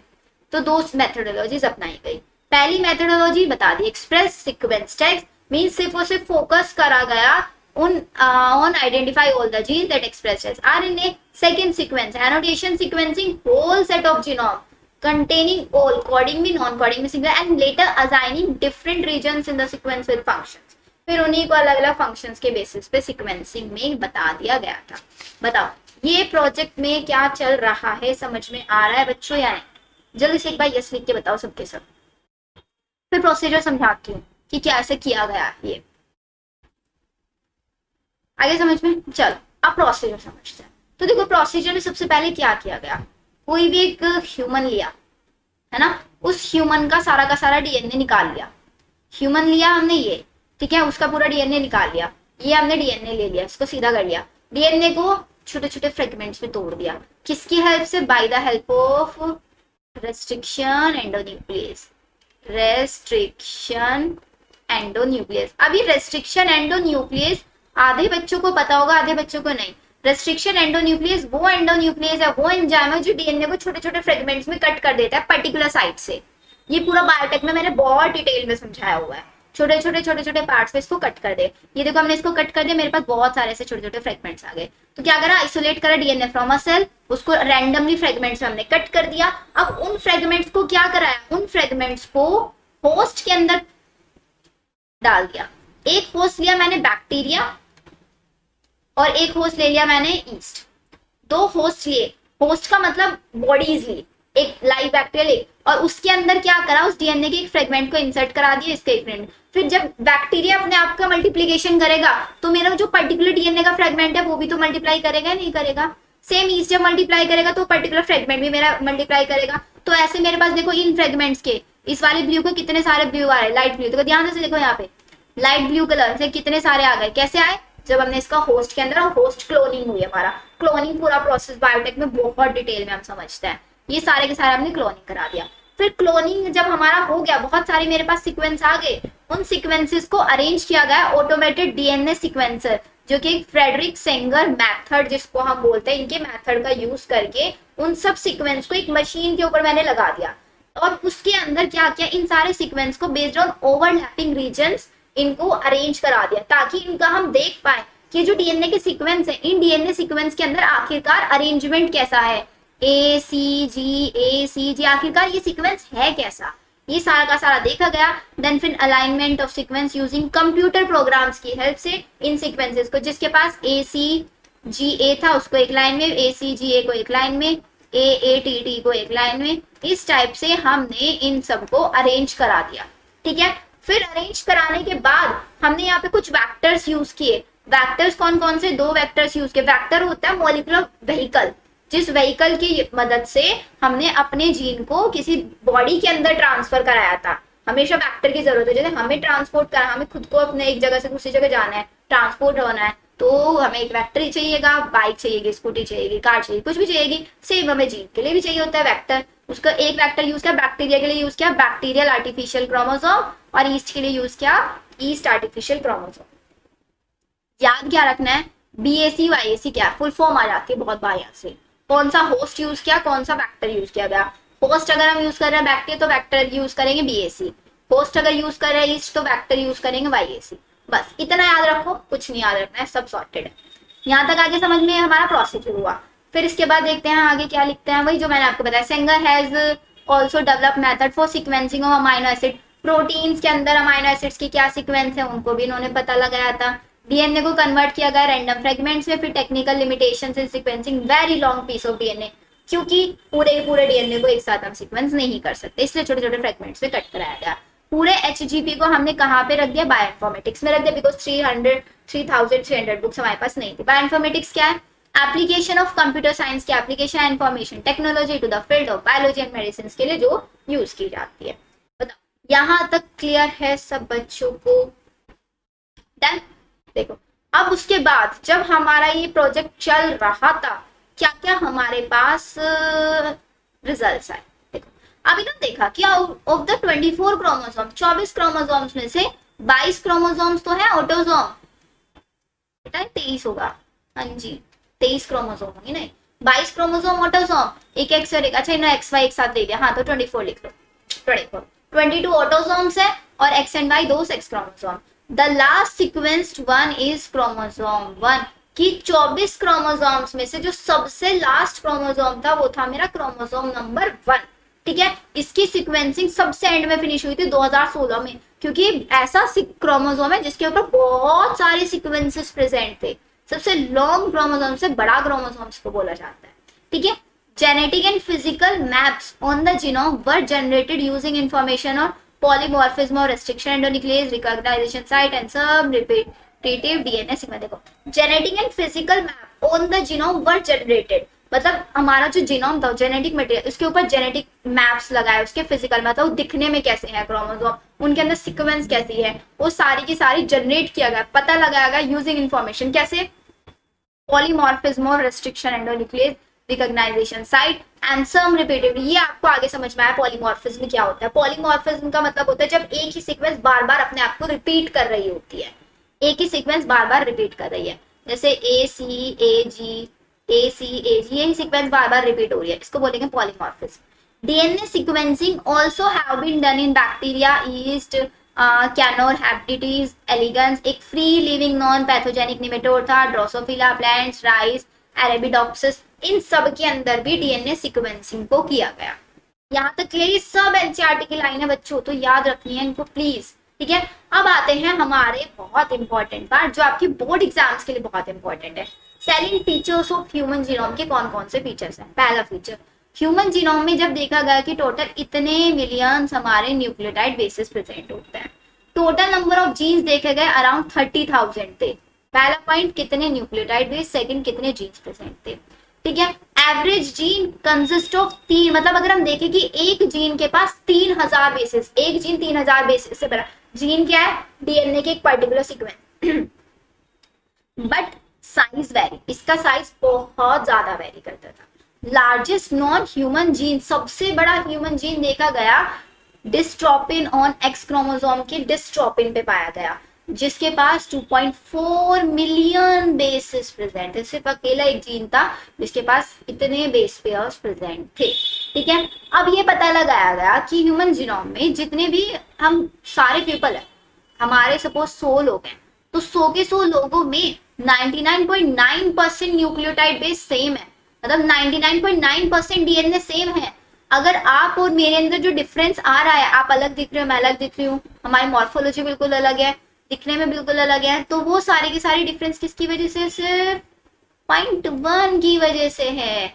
सिर्फ 0.1% डीएनए हम सभी लोगों के अंदर वेरी करता है, जिसकी वजह से सारे इंडिविजुअल्स यूनिक बन जाते हैं, ठीक है। अब हमने 3000 देखा कि 3000 जीन्स है, बच्चों पता है इन 3000 में से ना सिर्फ 50% ही ऐसे जीन्स थे जिनके बारे में कंप्लीट फंक्शंस पता लगाया गया, और 50% के आसपास ही हमारे ऐसे थे जिनके बारे में कोई इन्फॉर्मेशन था। 13 साल तक मेहनत भी करी, पता क्या लगा, सिर्फ 50% जीन्स के बारे में। फिर इन्होंने देखा कि जो क्रोमोसोम नंबर 1 है उसके ऊपर सबसे ज्यादा जीन्स है 2968, क्रोमोसोम नंबर वाई है उसके ऊपर सबसे कम जीन प्रेजेंट है 231, ठीक है। अब ये देखा गया कि हमारा जो पूरा का पूरा जीनोम है, उस जीनोम में से 98% तो वेस्ट है बच्चों, जो किसी प्रोटीन को कोड नहीं करता, मतलब ये पूरा का पूरा इंट्रॉन है 98%, सिर्फ और सिर्फ लेस देन 2% से भी कम ऐसा पार्ट है जो प्रोटीन को कोड करता है। इतनी मेहनत क्यों करी, अगर हमें पहले से बात पता होती हम तो सिर्फ और सिर्फ 2% डीएनए पे, लेकिन हमें पता होना चाहिए 2% कौन सा था। ऐसे नहीं हम उस 2% को कर रहे हैं लेकिन वो पूरा का पूरा ही कौन सा है नॉन कोडिंग वाला निकल जाता है ना, ऐसा भी तो हो सकता था ना। तो ये चीज आपको याद रखनी है। Very large portion of human genome is made up of repetitive sequences, this is important, मतलब डीएनए के अंदर इतना सारा सीक्वेंस ऐसा था जो बार बार रिपीट हो रहा था, तो हम इसके बारे में पढ़ने की जरूरत ही नहीं होती। जैसे कि याद है ना आप लोग क्या करते हो, जब भी एक क्वेश्चन आंसर्स पढ़ते थे जब हम छोटे बच्चे थे, तो हम जो पार्ट रिपीट होता था उसको नहीं पढ़ते थे, उसको एक बार याद कर ले कि यहाँ पे रिपीट हो रहा है, यहाँ पे रिपीट हो रहा है। क्योंकि बहुत बार ऐसे तो बड़े बड़े क्वेश्चन होते थे लैंग्वेज वाले, तो क्वेश्चन में से आंसर बन जाता था, एक वर्ड का डिफरेंस होता था, बस उसी वर्ड को याद कर लेते थे। ऐसे डीएनए के अंदर बहुत सारा पोर्शन जो पेट है उसके ऊपर हम ध्यान ही नहीं देंगे। फिर these are stretches of DNA sequences that are repeated maximum, ये वे स्ट्रेचेस थे डीएनए के जो बार बार रिपीटेड हो रहे थे, इसको बोलते हैं हम repetitive sequences. They have no direct coding function, वो बार बार रिपीट हो रहे हैं, तो मतलब सेम टाइप के प्रोटीन बनने के चांसेस है ना, वहाँ पे सेम ही टाइप का बनेगा, तो इसको किसी चीज को कोड नहीं करेंगे। दे शेड लाइट ऑन क्रोमोसोम, सिर्फ और सिर्फ वो क्रोमोसोम के स्ट्रक्चर को बताते हैं, डायनेमिक्स बताते हैं और इवोल्यूशन को कंट्रोल करते हैं, ये काम है इसका। अब इसके बाद about 1.4 million location single base DNA differences, जिसको हम बोलते हैं एसएनपी, सिंगल न्यूक्लियोटाइड पॉलीमॉर्फिज्म। अब समझ में आएगा पॉलीमॉर्फिज्म क्या होता है।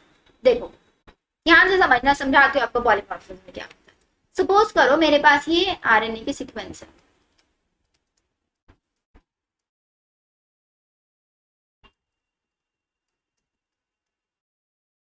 ठीक है, तो ये मेरा पर्सन, ये मेरा पर्सन 2,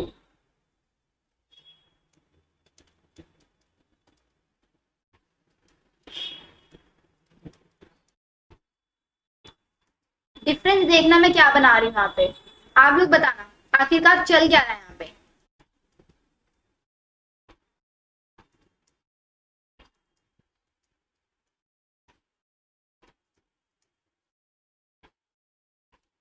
बताओ ये है क्या आखिरकार, पर्सन 1, पर्सन 2 और person 3, chromosome number 1, chromosome number 1 है ये हमारा 3 लोगों का। अब बताओ तीनों के अंदर डिफरेंस क्या है, मतलब पूरे ह्यूमंस के अंदर 1.4 मिलियन लोकेशन ऐसी थी जो सिर्फ और सिर्फ चेंज थी कहां पे, सिर्फ एक सीक्वेंस पे। कौन सी सीक्वेंस है वो, यहाँ पे ये वाली सीक्वेंस, देखो जरा, ठीक है ना, बाकी सारा सेम है ना, एक बार चेक करना, सेम ही बनाया ना मैंने, CGATD, हाँ सेम है। तो इसको बोलता है बच्चों SNP, सिंगल न्यूक्लियोटाइड, मतलब एक ही न्यूक्लियोटाइड के अंदर चेंजेस आना, नॉन एज पॉलीमॉर्फिज्म। बाकी सब का सब रिपीट हो रहा है, सिंगल न्यूक्लियोटाइड सिर्फ एक न्यूक्लियोटाइड में चेंज होकर रिपीट हो जा रहा है। यहाँ पे टी, अब दूसरे किसी इंडिविजुअल में देख लेंगे तो उसके अंदर कुछ और हो जाएगा। ये बच्चों होता है हमारा सिंगल न्यूक्लियोटाइड पॉलीमॉर्फिज्म। देखो अभी क्या है, अबाउट 1.4 मिलियन लोकेशन ऐसी थी जो single nucleotide, this are called SNPs, single nucleotide polymorphism या फिर SNPs, ठीक है। They help to find chromosomal location for disease associated sequences and trading, human history के बारे में ये बताते थे। क्लियर है बच्चों, सेलिएंट फीचर्स याद कर लोगे, बताया आप लोगों के लिए बहुत इंपॉर्टेंट है। यहाँ तक सबको क्लियर हुआ आखिरकार ह्यूमन जीनोम प्रोजेक्ट बताता क्या है हमें। डन। अब चलिए डीएनए फिंगरप्रिंटिंग पे, फिर हमारा चैप्टर फिनिश हो जाएगा। चलो डीएनए फिंगरप्रिंटिंग मतलब डीएनए प्रोफाइलिंग, ये किसने दिया था, एलेक्स जेफरी साइंटिस्ट ने दिया था 1985 में। एलेक्स जेफरी साइंटिस्ट ने 1985 में दिया था। It is the technique to identify the similarities and differences of DNA fragments of two individuals. Suppose करो एक है यहाँ पे हमारे पास स्टूडेंट है शिवांश, एक है हमारे पास स्टूडेंट आस्था। अब जो शिवांश और आस्था है ना बच्चों, हमें क्या कराना है कि शिवांश को शक है कि आस्था उसकी बायोलॉजिकल सिस्टर है, और शिवांश ये पता लगाना चाहता है आस्था उसकी सिस्टर है या नहीं है। तो उसके लिए हमें क्या कराना पड़ेगा, उसके लिए हमें पता लगाना पड़ेगा, डीएनए फिंगरप्रिंटिंग हमें करानी पड़ेगी। मतलब शिवांश का हम डीएनए लेंगे, उस डीएनए को आस्था के डीएनए से मैच कराएंगे और फिर हम बता देंगे कि हाँ ये दोनों के दोनों सेम है या नहीं है, ऐसे कर सकते हैं। या फिर अब दोनों का डीएनए तो वैरी करेगा, अब हमें क्या करना पड़ेगा, शिवांश का डीएनए, शिवांश के पैटर्नल डीएनए लेंगे, उस पैटर्नल डीएनए को हम आस्था के डीएनए से मैच करके देखेंगे कि अगर शिवांश के जो फादर हैं उनका डीएनए शिवांश से तो ऑब्वियसली मैच करेगा, लेकिन हम शिवांश को शक है कि आस्था उसकी बायोलॉजिकल सिस्टर है। तो उसका डीएनए, आस्था का डीएनए उसके पापा से मैच करना चाहिए, नहीं करना चाहिए। अब डीएनए मैच कैसे करेगा, हमें पता है कि 99.9% डीएनए तो होता है सेम, सिर्फ और सिर्फ 0.1% डीएनए होता है जो वैरी करता है। तो मैं सिर्फ और सिर्फ 0.1 डीएनए 0.1 जो परसेंट डीएनए उस पर फोकस करूंगी। तो देखो उस पर कैसे फोकस करेंगे, उसी के समझते हैं एक बार ब्लैंक स्लाइड लेके। समझो बच्चों, हमने बोला कि हमारे पास है डीएनए, ठीक है। तो डीएनए के अंदर, डीएनए दो पार्ट्स में मैं डिवाइड कर रही हूँ यहाँ पे। एक है मेरे पास बल्क डीएनए और एक है मेरे पास satellite DNA. Satellite DNA, bulk DNA मेरे पास कौन से वाला डीएनए हो गया बच्चों, वो 99.9% वाला। और सैटेलाइट डीएनए हो गया मेरे पास 0.1% डीएनए। अब ये 0.1% डीएनए वो डीएनए है जिसके पास क्या है, रिपीटेटिव सीक्वेंस है। रिपीटेटिव सीक्वेंस ऑफ न्यूक्लियोटाइड, बहुत सारे न्यूक्लियोटाइड की रिपीटेटिव सीक्वेंसेस यहाँ पे प्रेजेंट हैं। इसको बोलते हैं आपका सैटेलाइट डीएनए। अब मैंने सैटेलाइट डीएनए को दो पार्ट्स में डिवाइड कर दिया।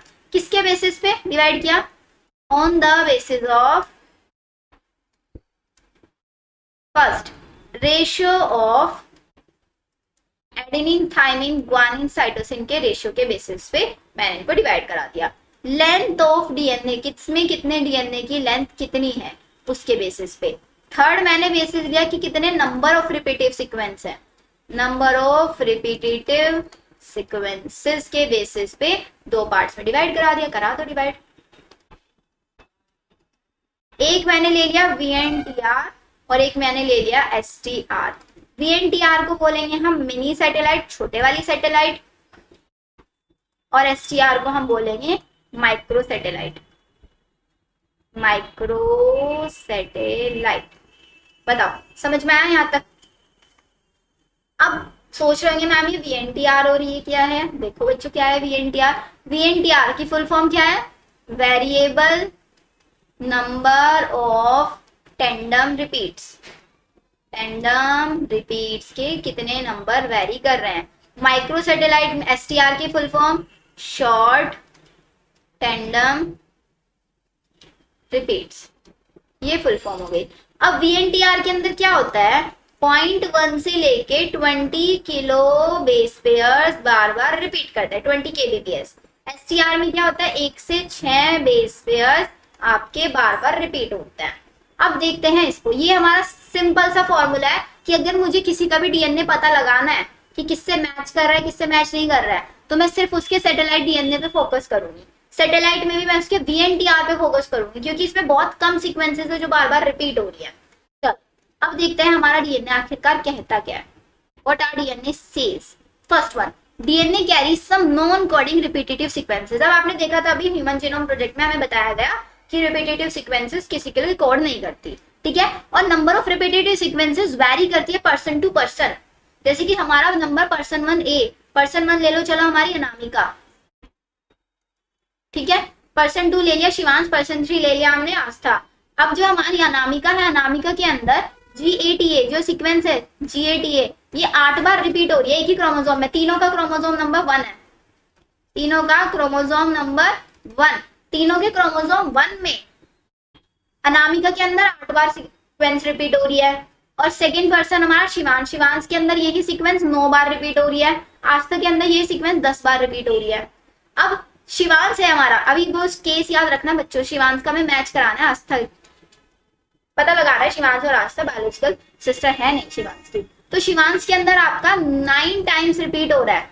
तो शिवांश के जो फादर होंगे उनके अंदर भी तो 9 ही टाइम रिपीट हो रहा होगा या नहीं हो रहा होगा। तो इसका मतलब जो आस्था है, आस्था के अंदर भी 9 टाइम्स ही रिपीट होना चाहिए नहीं एक ही सीक्वेंस। तो अब हम पता कैसे लगाएंगे कितनी बार रिपीट हो रहा है, इसीलिए डीएनए फिंगरप्रिंटिंग करेंगे कितनी बार रिपीट हो रहा है या नहीं हो रहा है, ये पता लगाने के लिए। तो ये रिपीट्स होता है बार बार रिपीटिव सीक्वेंस, इन्हीं रिपीटिंग नंबर को देख के हम डीएनए फिंगरप्रिंटिंग पता लगाते हैं।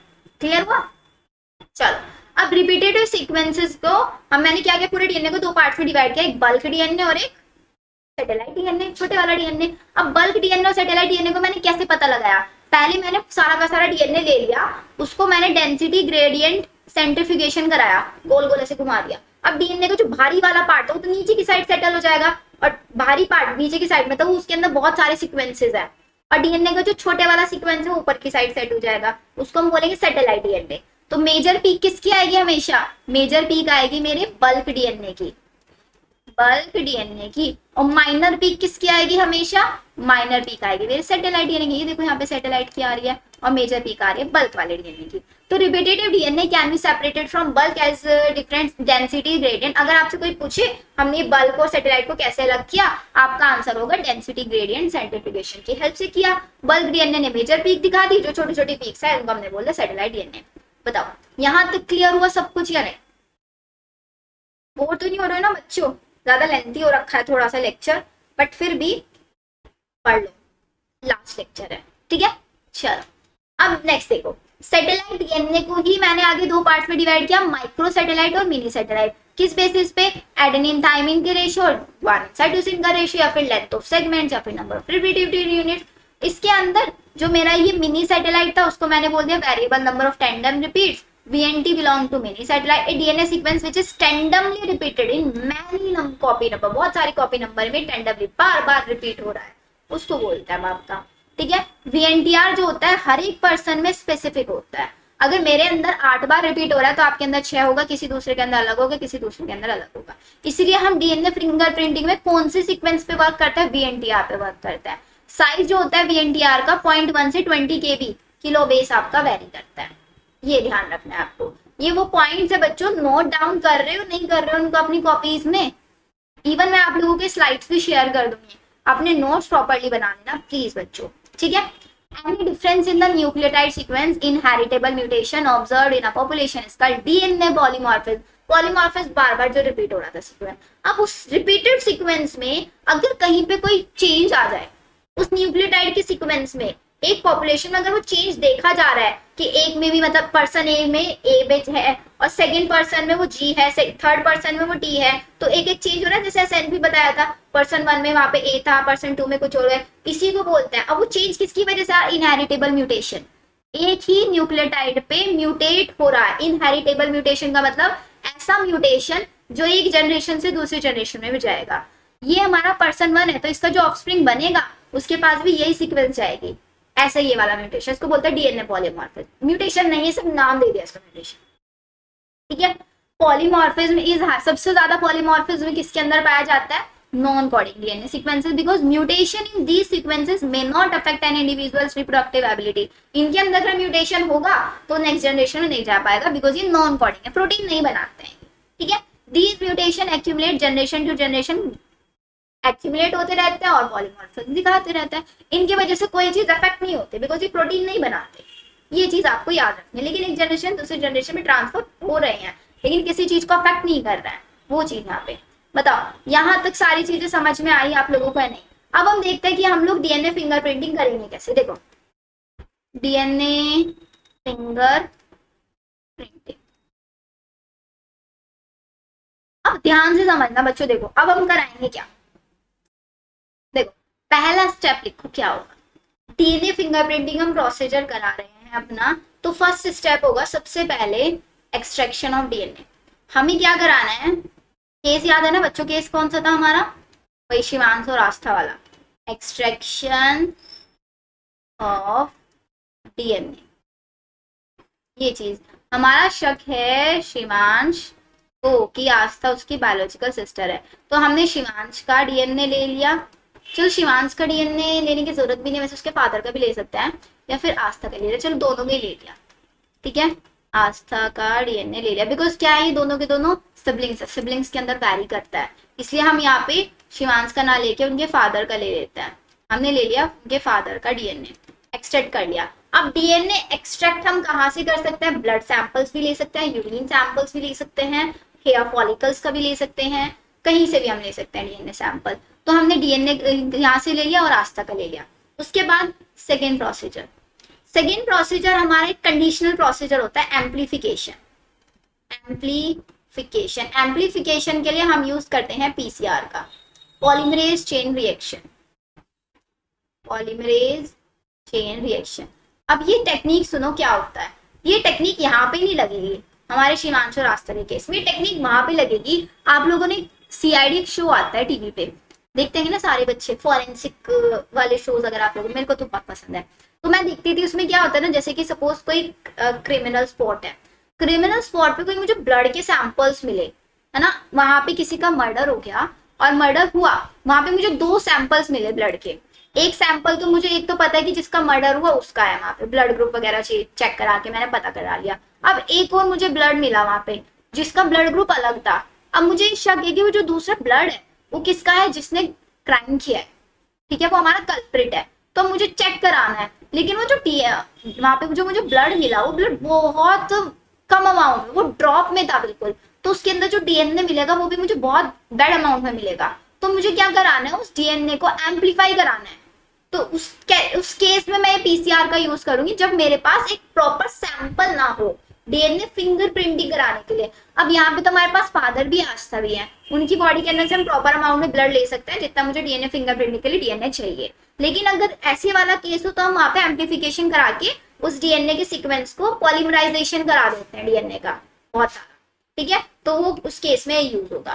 थर्ड केस देखो क्या करेंगे, अब हमने फादर से डीएनए ले लिया, आस्था से डीएनए ले लिया, अब उस पूरे के पूरे डीएनए को तो चेक नहीं करना है मुझे, डीएनए के सिर्फ कौन से पार्ट पे वर्क करना है, 0.1 पार्ट पे। तो मैंने क्या किया, डीएनए का को छोटे छोटे फ्रेगमेंट्स में कट करा दिया by the help of restriction endo nucleus.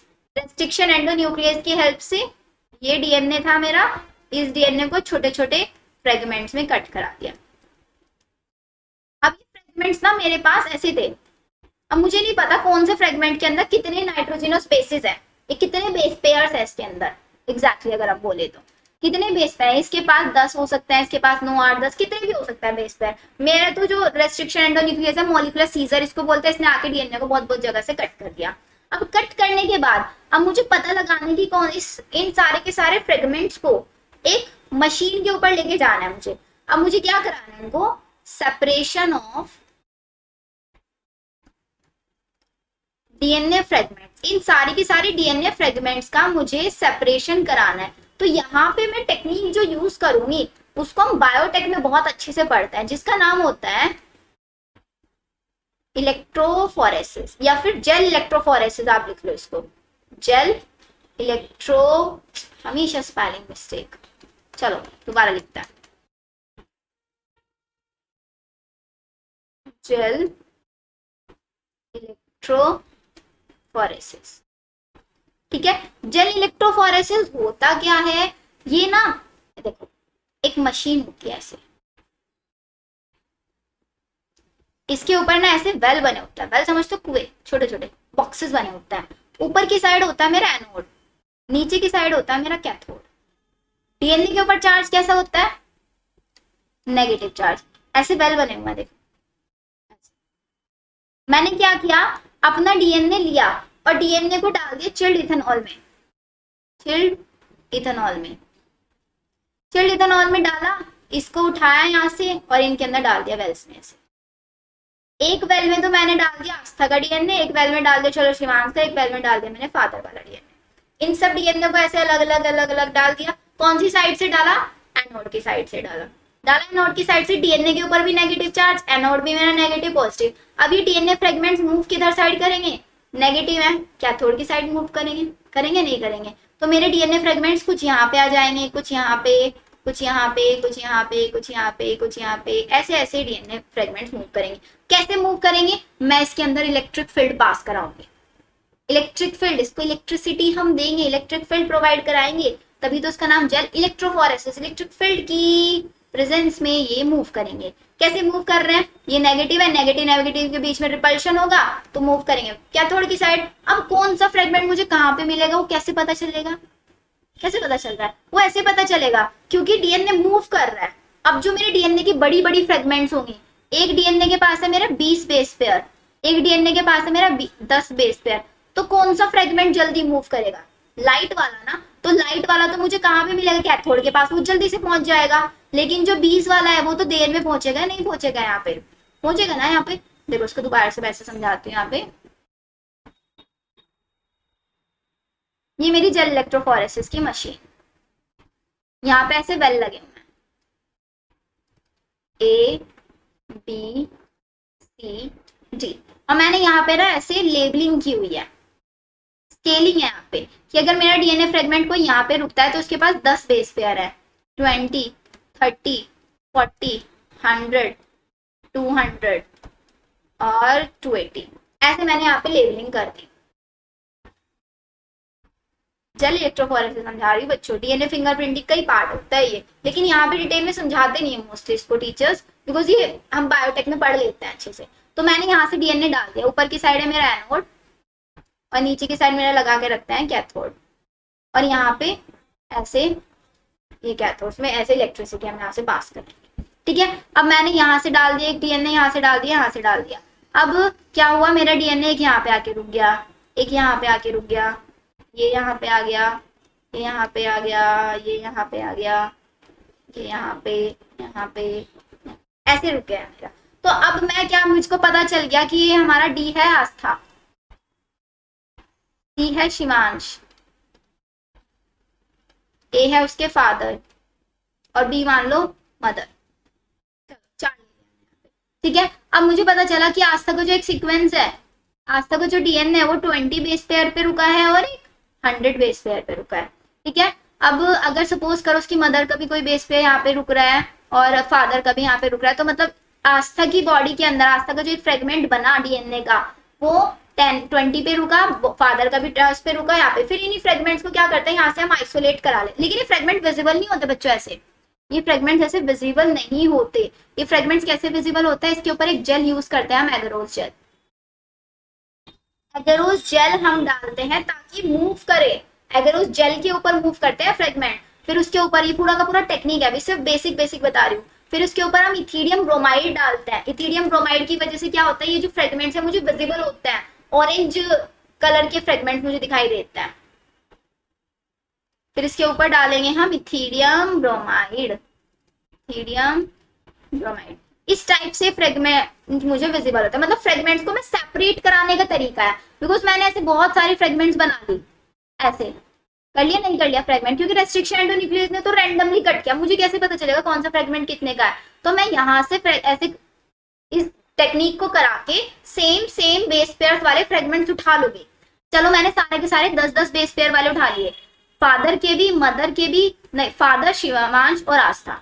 अभी तो मेन फोकस तो फादर और आस्था पे है ना, फादर और आस्था दोनों के हमने वो सीक्वेंस उठा लिए जिनके ऊपर सब के सब 10-10 बेस पेयर्स हैं, बस वो उठा लिया यहाँ से, उठा लिया। चलो अब वापस टेक्निक पे चलते हैं। तो फोर्थ टेक्निक हमारी हो गई यहाँ पे separation of DNA fragments. DNA fragments को मैंने सेपरेट करा दिया on the basis of gel electrophoresis. अब उसके बाद में क्या करूंगी, यहाँ पे साउथर्न ब्लोटिंग कराऊंगी। अब व्हाट इज साउथर्न ब्लोटिंग, कौन समझाएगा, पता किसी को साउथर्न ब्लोटिंग क्या होती है। यहाँ पे ये जो मैंने यहाँ पे ऐसी टेक्निक बनाई, इसमें ये हमारे यहाँ पे फ्रेगमेंट्स बना दिए, इन फ्रेगमेंट्स के ऊपर ये क्या करेंगे, एक नाइट्रो सेलुलोज की मेम्ब्रेन लेके आएंगे। नाइट्रोसेलुलोज शीट आप बोल दो, या फिर शीट क्या होता है, जैसे कि मैं आपको समझाऊं, ये मेरे पास कॉपी है ऐसे कॉपी, ठीक है। तो इस कॉपी के ऊपर क्या है, ये मेरा नीचे की साइड एक ऐसी मशीन रखी हुई है जिसके ऊपर मैंने अलग अलग फ्रेगमेंट्स ऐसे आपके बेसिस के अकॉर्डिंग फ्रेगमेंट्स है, तो मैंने उस शीट को ना ऊपर ऐसे रख दिया वहां पे। अब जैसे इस शीट के ऊपर मैं से अपनी नाइट्रोसेलुलोज शीट रखूंगी उस मशीन के ऊपर जिसके ऊपर एगरोस जेल है, इथीडियम ब्रोमाइड है, तो मेरे यहाँ पे भी छप जाएगा, नहीं छप जाएगा। जैसे हम पहले क्या करते थे, बच्चे थे ना, ऐसे हाथ पे पेन से ऐसे दिल बनाते थे एंड किसी और का हाथ लेके आते थे, चिपका लेते थे, तो यहाँ पे जो होता है, या फिर मेहंदी में बहुत सारे लोग ऐसे करते हैं, तो बच्चे करते हैं छोटे छोटे, ठीक है। तो ऐसे ये वाला कि इसके जो प्रिंट्स है वो मेरे दूसरे हाथ पे भी आ जाएंगे, नहीं आ जाएंगे प्रिंट, ऐसे मैंने इसका प्रिंट ले लिया नाइट्रोसेलुलोज शीट के ऊपर, इस पूरे का प्रिंट। अब इस नाइट्रोसेलुलोज शीट का मैं यूज करूंगी, किसका, नाइट्रोसेलुलोज शीट का देखो यूज करेंगे हम, नाइट्रोसेलुलोज शीट। अब इस नाइट्रोसेलुलोज शीट का यूज करके मैं पता लगाऊंगी कि किसका डीएनए किससे मैच कर रहा है। अब मेरी ये शीट मुझे ऐसे दिखेगी, मैंने यहां से कुछ कुछ फ्रेगमेंट्स ले लिए थे, ये हमारे फ्रेगमेंट सपोज कर लो फादर के, ये शिवांश, ये आस्था, और एक और हमने ले लिया था यहाँ पे, चलो अनामिका भी ले लेते हैं एक और, क्योंकि हमें अनमैच भी तो दिखाना है ना, किसी के साथ अनमैच नहीं हो रहा है। तो यहाँ पे हमारे फ्रेगमेंट्स ऐसे दिख रहे हैं, ये ये फादर के हो गए, ये ऐसे शिवांश के हो गए, ये हमारे ऐसे आस्था के हो गए, ये ऐसे अनामिका के यहाँ पे फ्रेगमेंट्स थे।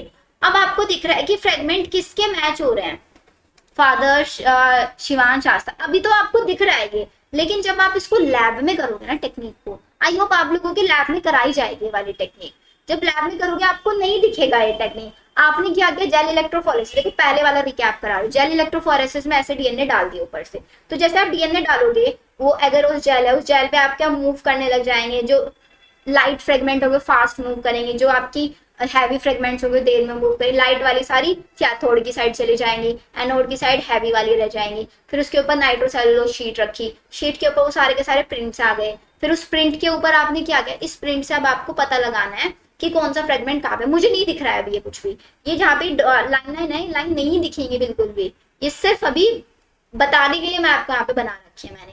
फिर इसके बाद मैं क्या करूंगी, हाइब्रिडाइजेशन कराऊंगी।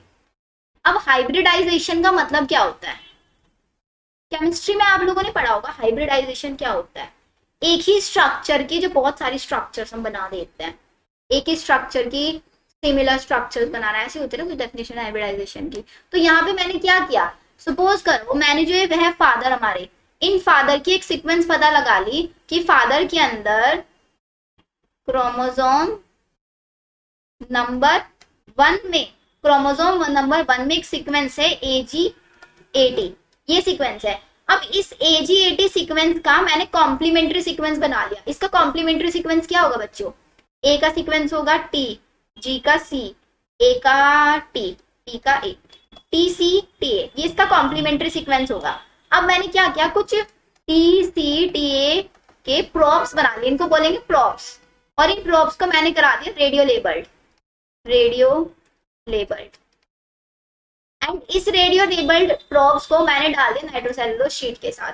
अभी नाइट्रोसेलुलोज शीट पे ना आपके ऐसे जाके चिपक जाएंगे ऐसे, और ये कहाँ पे चिपकेंगे, जहां पे ये वाली सीक्वेंस होगी वहीं पे तो चिपकेंगे, नहीं चिपकेंगे, जैसे हमारे शिवांश के पास जाके चिपकेंगे, यहाँ पे जाके चिपकेंगे ऐसे।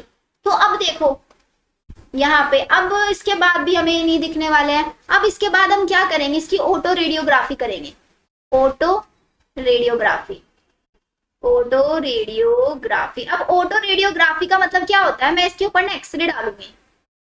अब एक्सरे की प्रेजेंस में क्या होता है, जो हमारे रेडियो लेबल्ड चीज होती है चमकती है, कलर शो करती है। अब जैसे ही मैंने इसके ऊपर एक्सरे डाला, तो एक्सरे डालने के बाद मुझे एक रेडियो लेबल्ड, ये जो जहां पे मेरे प्रोब्स जाके चिपक गए थे, इन सबको मैंने रेडियो लेबल्ड कर दिया था। अब जहां पे जाके चिपक गए होंगे, जिसके साथ जोन से डीएनए का, अभी चिपकेंगे किसके साथ, जहां पे AG80 था वहीं पे तो जाके सीक्वेंस बना लेंगे ना, तो वहीं पे जाके सीक्वेंस बनाएंगे, वहीं पे मुझे दिख जाएगा कि हमारा जो सीक्वेंस फादर का था, यहाँ पे मुझे कलर दिख रहा है, और सेम कलर मुझे आस्था की साइड भी दिख रहा है, सेम मुझे फादर की साइड भी दिख रहा है, सेम मुझे आस्था की साइड भी दिख रहा है। अब अनामिका का यहाँ पे दिख रहा है, लेकिन इसकी लाइन अलग है, मतलब इसके पास सीक्वेंस कुछ और है, इसके पास कुछ और बेस नंबर्स हैं, तो इसलिए हम नहीं मैच करेगा। यहाँ पे होता तो शक चला जाता कि शिवांश की सिस्टर अनामिका भी हो सकती है, लेकिन यहाँ पे नहीं गए, ये ऊपर की साइड ही है, तो इसका मतलब शिवांश और आस्था बायोलॉजिकल सिबलिंग्स हैं।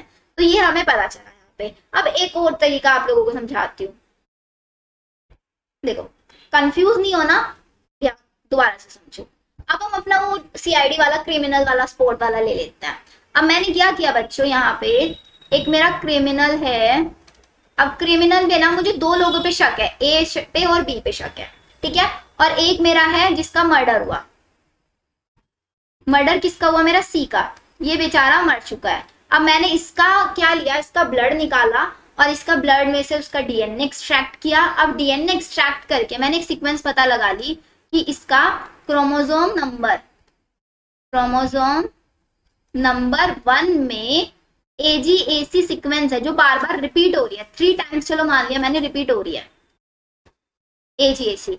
अब मुझे पता लगाना है ये इसका है, और इसके साथ साथ मुझे एक सेकेंड हमने क्या किया, ये हमारा मर्डर हुआ। अब इसकी जगह पे एक और हमने क्या किया, क्रिमिनल का जो स्पॉट था हमारा, वहां पे एक तो मर्डर जिसका हुआ। अब मर्डरर जो है C वाला, जो डाइनी हो, जिसने मारा है, मर्डरर जिसने मारा है, अब उसका मैंने लिया ब्लड, उसके ब्लड के अंदर से मैंने DNA को एक्सट्रैक्ट किया। अब DNA को मैंने एक्सट्रैक्ट किया, मैंने देखा कि AGAC सीक्वेंस 3 बार रिपीट हो रही है क्रोमोसोम नंबर 1 पे। अब मुझे पता लगाना है कि मेरा मर्डरर A है या B है। अब वो जो मर चुका बेचारा, वो तो मर चुका, उसके साथ तो कुछ नहीं करना है, हमें तो पता लगाना है उसको मारा किसने है। अब जहाँ पे वो मरा था वहां पे मुझे एक तो उसका ब्लड मिला था, एक किसी दूसरे का ब्लड मिला था, वो जो दूसरे का ब्लड है किसका ब्लड है वो मुझे पता लगाना है। तो मैंने ये जैसे सीक्वेंस देख लिया, अब इनका किया, ए का ब्लड लिया, बी का ब्लड लिया, लिया ब्लड, पहला प्रोसेस एक्सट्रैक्शन ऑफ डीएनए। अगर ब्लड बहुत कम अमाउंट में दिखा मुझे तो मैं उसका एम्पलीफिकेशन करा दूंगी पीसीआर की हेल्प से। थर्ड स्टेप मैंने क्या करा, उनके डीएनए, ए का ब्लड ले लिया, बिकॉज ये तो जिंदा इंसान है ना, अभी इनको तो हम जेल में पहुंचाएंगे, पता लगाएंगे कि मेरा ए ने डेथ किया है, बी ने मारा है, किसने मारा है। तो अब हम क्या करेंगे, अब हम इनका डीएनए को रेस्ट्रिक्शन एंडोन्यूक्लियस की हेल्प से कट कर देंगे, बहुत सारे डीएनए के फ्रेगमेंट बन जाएंगे। फिर उन डीएनए फ्रेगमेंट्स को जेल इलेक्ट्रोफोरेसिस पे लेके जाएंगे, वहां पे हम सिक्वेंसिंग करा देंगे उसकी। फिर सिक्वेंसिंग कराने के बाद कौन सी जेल ली थी हमने, एगेरोस जेल का यूज किया था। फिर वहां पे हम इथीडियम ब्रोमाइड डालेंगे जिसकी वजह से मुझे कलर दिखता है। फिर उसके बाद हमने क्या करा, उसके ऊपर नाइट्रोसेलुलोज की एक शीट लग गया है, उसके ऊपर वो प्रिंट्स बन गए। फिर नाइट्रोसेलुलोज जो शीट थी, उस शीट के ऊपर मैंने क्या, नाइट्रोसेलुलोज मैम्ब्रेन भी हम उसको बोल सकते हैं, साउथर्न ब्लोटिंग प्रोसेस को बोलता है, ठीक है। तो अब मैंने क्या किया, फिर प्रोब्स लिए। अब मैंने प्रोब्स किसके अकॉर्डिंग लूंगी, जो ये मुझे ब्लड मिला था। अब ये ब्लड मुझे शक है ए का हो सकता है, बी का हो सकता है। मैंने उस ब्लड की पूरी आइडेंटिफिकेशन कर लिया कि इसके क्रोमोसोम नंबर 1 पे एजीएसी सीक्वेंस है जो 3 बार रिपीट हो रही है। इसी के मैंने प्रॉप बना लिए, ए का टी सी टी जी, ये मेरा प्रॉप बन गए, मैंने इनको कर दिया रेडियो लेबल्ड। अब इन प्रॉप्स को मैंने यहाँ पे छोड़ दिया। अब ये प्रॉप्स मुझे नहीं पता कहाँ पे जाके चिपकेंगे, कहीं पे भी जाके चिपक गए होंगे इनके साथ, ए के डीएनए के साथ, बी के डीएनए के साथ, कहीं पे भी। अब मुझे दिखेंगे कैसे, अब मैंने इसकी कराई ऑटो रेडियोग्राफी, ऑटो रेडियोग्राफी। और जो प्रोब्स वाला प्रोसेस होता है इसको बोलता है हाइब्रिडाइजेशन, हाइब्रिडाइजेशन प्रोसेस हम इसको बोलते हैं। अब फिर मैंने जब इस पे ऑटो रेडियोग्राफी मतलब एक्सरे के ऊपर डाला तो मुझे दिखा कि ये तो था मेरा यहाँ पे ये वाला डीएनए, ये वाला डीएनए का सीक्वेंस, ये ऐसे। अब जब मैंने इसके ऊपर एक्सरे डाला तो एक्सरे डालने के बाद मुझे ये ऐसे चमकते हुए दिखाई दिए। अब बताओ, अब कौन है मर्डरर मेरा, ए है या बी है? अब इसका आंसर आप लोग करोगे, कौन है, कहाँ पे हमारे जो डीएनए प्रॉब्स है कहाँ पे जाके चिपके, यहाँ पे तो ऑलरेडी था ये तो हमें पता है इसका सीक्वेंस, क्योंकि हमने इसको तो फाइंड आउट कर रखा है। जो ब्लड हमें मिला है स्पॉट से, उस ब्लड के अंदर तो ऑब्वियसली यहीं पे सीक्वेंस है। अब ये ब्लड किसके ब्लड से मैच कर रहा है, बी के ब्लड से मैच कर रहा है, ए के ब्लड से मैच कर रहा है, देखो ना बी के ब्लड से मैच कर रहा है, ए का ब्लड इससे, तो इसका मतलब ए ही हमारा क्या है, मर्डरर है। आई होप अब ये प्रोसेस आप लोगों को समझ में आया होगा, थोड़ा सा मैसी है बट समझ में आया। सबसे पहले क्या करना है, डीएनए एक्सट्रैक्ट करना है, डीएनए एक्सट्रैक्ट करके उस डीएनए को एम्पलीफाई कराना है अगर जरूरत है तो। फिर उस डीएनए को रेस्ट्रिक्शन एंडोन्यूक्लियस के हेल्प से छोटे छोटे फ्रेगमेंट्स में कट कर देना है। फिर उन फ्रेगमेंट्स को हमें पता लगाना है कौन सा फ्रेगमेंट कितने बेस पेयर का है, जेल इलेक्ट्रोफोरेसिस लगा दो, जेल इलेक्ट्रोफोरेसिस में एगेरोस जेल यूज करते हैं, इथीडियम ब्रोमाइड यूज करते हैं, उसकी वजह से हमें वो ऑरेंज बैंड्स कलर्स दिखाई देते हैं। फिर उसके ऊपर नाइट्रोसेलुलोज मेम्ब्रेन शीट लगाई, शीट के ऊपर प्रिंट्स आ गए, फिर उन प्रिंट्स के ऊपर डीएनए प्रोब्स डाला, हाइब्रिडाइजेशन कराया, उस प्रोसेस को हाइब्रिडाइजेशन बोलते हैं। अब प्रोब्स कौन से यूज करेंगे, जिससे हमें मैच करना है। जैसे मुझे अनामिका और शिवांश के केस में फादर के डीएनए से मैच कराना था, फादर के डीएनए से आस्था, तो फादर का डीएनए मैंने ले लिया, उसके प्रॉप्स बना लिए। फिर अब देखेंगे आस्था के डीएनए में कहाँ पे मैच कर रहे हैं नहीं कर रहे हैं, ठीक है। तो दोनों को फिर हम मैच करा के देख लेंगे, उसी को हम बोल देते हैं आपका डीएनए फिंगरप्रिंटिंग है, हमारा मैच हो जाएगा। बताओ प्रोसेस समझ में? अब हम देख लेते हैं कि आखिरकार हमारा प्रोसेस क्या बोलता है। सबसे पहले डीएनए को आइसोलेट कराना है, स्टेन ब्लड स्टेन से ले लो, semen stain, saliva, hair root, bone, skin, कहीं से भी हम इसको ले सकते हैं, ठीक है। सेकंड, डीएनए को डाइजेस्ट करा दो, रेस्ट्रिक्शन एंडोन्यूक्लियस छोटे छोटे फ्रेगमेंट्स में हम इसको कट करा दिया। Third process separation of DNA fragment को, देखो ऐसे होती है हमारी जेल इलेक्ट्रोफोरेसिस ये मशीन, ये देखो आपको यहाँ पे orange bands colour, orange band दिखाई देता है, इथीडियम ब्रोमाइड ये वायलेट कलर की एक इंक होती है, ये हमारा देखो वेल, ये रहे, इनके अंदर हम डीएनए डालेंगे। फिर यहाँ पे ऐसे ऐसे मूव करने लग जाते हैं, देखो नीचे दिख रहा है ना, ये आपका शॉर्टर नीचे की साइड है, कैथोड की साइड, लॉन्गर मॉलिक्यूल ऊपर की साइड है, ये हुआ, ठीक है। इसके साथ साथ हम यहाँ पे एक एल्कलाई सॉल्यूशन भी डाल देते हैं। एल्कलाई सॉल्यूशन क्यों डालते हैं, ताकि जो हमारा डीएनए है ना, डीएनए सिंगल स्ट्रैंडेड बन पाए, डीएनए की फ्रेम, बिकॉज पूरे के पूरे डीएनए को चेक करने का हमें क्या करना है, प्रॉप्स डालने होंगे, हाइब्रिडाइजेशन कराना है, तभी तो मैच करेगा वहां पे। तो हम यहाँ पे पहले एल्कली सॉल्यूशन डाल देंगे, जिसकी वजह से मेरा डीएनए डीनेचर हो जाएगा, सिंगल स्ट्रैंडेड हो जाएगा, ताकि हम प्रॉप बना पाए। फर्स्ट स्टैंड ब्लॉटिंग मेम्ब्रेन, ये देखो ऐसे नाइट्रोसेलुलोज की शीट होती है, ये मेरा इलेक्ट्रोफोरेसिस, इसके ऊपर ये देखो मैंने ये नाइट्रोसेलुलोज वाली शीट ऐसे डाल दिया, इसके ऊपर ऐसे डाल रहे हैं, तो सारे के सारे जो प्रिंट्स है इसके ऊपर आ जाएंगे, ठीक है। फिर हाइब्रिडाइजेशन कराया, रेडियो एक्टिव लेबल्ड हमने वीएनटीआर प्रॉब्स ले लिए, वीएनटीआर के जो बार बार रिपीट हो रहे थे उन फ्रेगमेंट्स को, फिर हमने इसको देखा फ्रेगमेंट्स में आपके कहाँ कहाँ पे चिपक रहे हैं जाके, देन उसके बाद हम उसका ऑटो रेडियोग्राफी करा दें, detection of hybridise DNA by auto hybridise, मतलब जहाँ पे वो रेडियो लेबल्ड हमें दिखेंगे, एक्सरे में हमारे रेडियो लेबल दिख जाते हैं। अब ये देखो हमें ऐसे फ्रेगमेंट्स मिल गए। The auto radiograph an image in the form of dark और लाइट बैंड की फॉर्म में दिखाई देते हैं, इसी को बोलते हैं डीएनए फिंगरप्रिंट्स। तो यहाँ तक होता है बच्चों हमारा प्रोसेस। अब इसको एक बार शॉर्ट में देख लो, isolation of DNA, digestion of DNA by restriction endonuclease, separation of DNA, transferring DNA synthetic membrane, फिर उसका हाइब्रिडाइजेशन, देन ऑटो रेडियोग्राफी। बहुत इजी प्रोसेस है। लास्ट इसके एप्लीकेशंस देख लो। एप्लीकेशंस हम इसको सॉल्व, पैटर्निटी, रेप, मर्डर, इन सब में फॉरेंसिक टूल्स में यूज कर सकते हैं। किसी जेनेटिक डिसीज को डायग्नोज करने के लिए, फाइलोजेनेटिक स्टेटस एनिमल्स का पता लगाने के लिए, पॉपुलेशन और जेनेटिक डाइवर्सिटीज को पता लगाने के लिए।